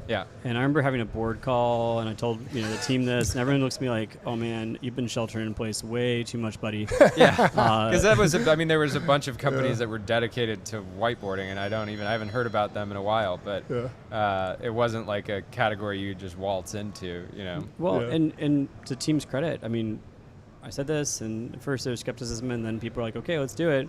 We did a one-day design sprint, came up with 30 ideas or something like that. I think 4 or 5 of them shipped, including many of the features that are the hallmark features of FigJam, and stuff that's really gone very broad, and cursor chat, for example, where we see that pattern replicated in other surfaces now, and that all came out of one day. So it's just when you got this amazing creative team, making it so that you're able to unblock them and just let them go. And if you just point them in a direction, it can be incredible what you find. Yeah. We have to let you go. I want to. Thank you for having me very much. I want to talk about everything from quantum computing to Dyson spheres, but that will be for the next one. Next time. We would love for you to hit the gong with this mallet if you would do us the honor. I don't know. We might want to use we might want to use the regular mallet. I want to keep the precious gong safe. Should we? There's a mallet right there. I guess we'll use this for the really serious stuff. Yeah. Use that one. There's a mallet right there. Okay. Oh, there we go. There we go. Iconic moment. All right. Have a good night, everybody, and thank you for being here. Thank you for having me. It's so great to be here. You're a legend. Thanks, guys. Congratulations. You guys rock. Incredible leader. Have a great rest of your day. Yeah, please. We are taping. We are live right now. We're still taping. Yeah. We're still live. Well, have a great time there. But we'll talk to you more after the stream. Thank you so You're the much. man. Congratulations. It's fantastic. And we will bring in our next guest. Who we got? Who do we have? I think we have Lynn from NYSE. Do we have our next guest available? Perfect. Thank you. We will bring them in. Here she And comes. Is the market still open? I don't know. Another 40 minutes or so? Okay. I'm usually on West Coast time. Hey. Hi, welcome. Nice to meet you. Welcome. You are live on the It air. is so great to be here. What a day. Energy, What a day. What a day. We picked the right one. What a day. You did. I haven't been to the New York. My mom knew that I was coming to the New York Stock Exchange and sent me a picture of me here when I was 10 years old. And I got a booklet, a pamphlet, and then I came in college once for kind of an entrepreneur networking event. Haven't been back since, but I picked the right day. It's been fantastic. It's been a great day here. Can you introduce yourself on the stream really quickly? Introduce yourself, and then there's so much we want to talk about. I'm Lynn Martin. I'm president of the New York Stock Exchange. There you go. It's a great honor. Fantastic. Privilege. And I'm thrilled to be on this podcast. I listen to you guys. Thank you. Incredible. This is a big moment for us. I mean, we just started a couple of months ago. This has definitely been on like the vision board of like one day, and now we're here. So thank you so much for hosting us. Totally surreal. First yes. question I have to ask, because it feels like Figma pushed the limits in terms of making this space like feel like the Figma brand. Did they give you any trouble around the details of design? No, I love a good takeover. Yeah. Okay, that's great. And, you know, this space is really to celebrate Yeah. capital markets Yes. and to celebrate our issuers. And today, with the full brand takeover by Figma, I love it. It's been amazing. It's been That's amazing. fantastic. Walk us through what else has gone this year. We've been talking about this dynamic that people were kind of like, is the IPO window open? And then all of a sudden we looked around and it was like, oh, it's wide open. There's been a ton of exciting news. But what have been the standout moments this year in your world? Yeah, I mean, the market very much is now open. Yes. I don't think anyone is debating that after today. I agree. You know, we've had a lot of great companies come to market. On the tech side, we've had, just in the last couple of weeks, we had Accelerant, we had Ambic Micro go yesterday, Cool. Obviously Figma today. We had Yes. Circle. Circle. Yep. A couple Fantastic. months ago, that was another great one. Nielsen IQ last Yes. week, McGraw Yes. Hill, Yes. Hinge Health, Hinge Health. Mountain. So there's been quite a And fair they've done amount well. of deals. They've Following- done well. Yes. They've done well. They've helped. Just some Broadly, pretty important tech part. IPOs have done very well this year. Yeah, and when I'm with institutional investors, the thing that I keep hearing from them, and these are, you know, the big long only funds, is we want more issues to come to market. We Sure. want to add to our portfolio. When's the market going to open? When's the market going to open? Yeah. So there's a lot of excitement, euphoria Yeah. that actually get these companies out, and a lot of demand, Yeah, which I think is great. Yeah, Yeah. what are the key goals, the key value props, the key like action items that you bring to bear in your day-to-day, in your role? You know, one of my big focuses, probably my primary focus, is Can you to scoot scoot in a more. little bit? All Sorry. right, all right. We're getting We're comfortable. cozy Cozy. in this Yep. in this studio. Is really to ensure that our capital markets remain the envy of the world. For me, Yes. it's about price certainty Okay. and efficiency of risk management. How do you right? increase those? Have to have good technology. Now Okay. I'm a technologist Sure. by trade, which Yeah, I most was going to people ask don't. how what the path is to becoming the president of the New York Stock Exchange. Of course, in this day and age, you start as a coder. That's Really? how I started. No way. No way. That's No way. amazing. Where, I did. Great. where did you write code first? I was at IBM. There you go. As part Right. of their global Yeah. services consulting Yeah. practice, and my clients were financial institutions. That makes sense. incredible. What programming language were you writing back then? You're asking me to date myself. Okay. We don't need to do that. I'm gonna, I'll say C. Okay. C was the main one that I used. Yeah. C++ a little bit. Okay. Yeah. That's But great. I'm not going to go further back with the other stuff. I did. Can you walk us through like a day in the life of a CEO going public? I didn't want to pull it out of Dylan, but it's like by there's the the way, bell Dylan's ringing and then the stock starts just trading. how calm and collected Dylan was, and just so focused on product, team, culture, totally vision. But isn't that Dylan? Yeah, that's Dylan to a T. Through and through. He doesn't have to he doesn't have to play a character on a day like today. It's just another day. Totally. Yeah. But yes, walk me through the day in a day in the life of a CEO taking a company public at the New York Stock Exchange. Well, you probably have gone through about a 10-day period where you've been on the road and you're probably a little tired. And does that mean literally when people say roadshow, does that just mean like one big conference room where everyone comes to you, or are you literally flying around to different long-only funds? It's a mix. Some of the big long-onlys, you will go see them in person. Okay. Boston-based. Yes. Like a State Street or something. Or them or something. more Fidelity. the Wellington. Okay, yeah, I remember You probably go Wellington. see T-Row in Sure, person. okay. You're going to see some Got of it.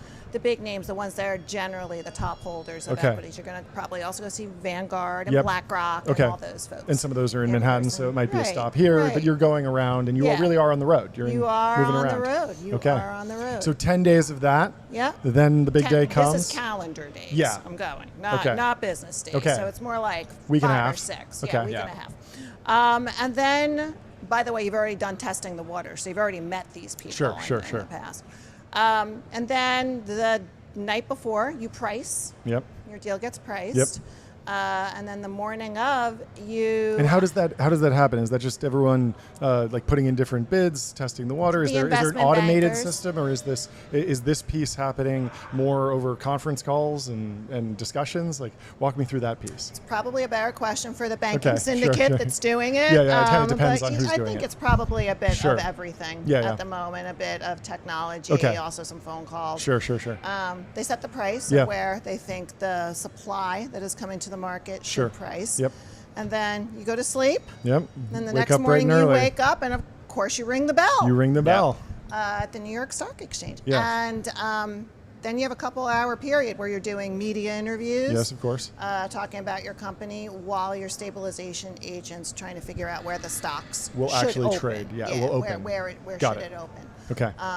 There's obviously a lot of supply on some of these, or not a lot of supply, a lot of demand. A lot of demand on this one in particular, because we've been hearing maybe we were hearing like rounds of cheers around noon and then 1, and then it seemed like this particular stock opened at 2, kind of around there, and that was all just based on matching the buyers and sellers. What have you done as president of the exchange to attract the Circles and the Hinge Healths and the Figmas, right? These are the blockbuster IPOs of the year. There's obviously other players. Reddit last year. Yeah, and there's obviously there's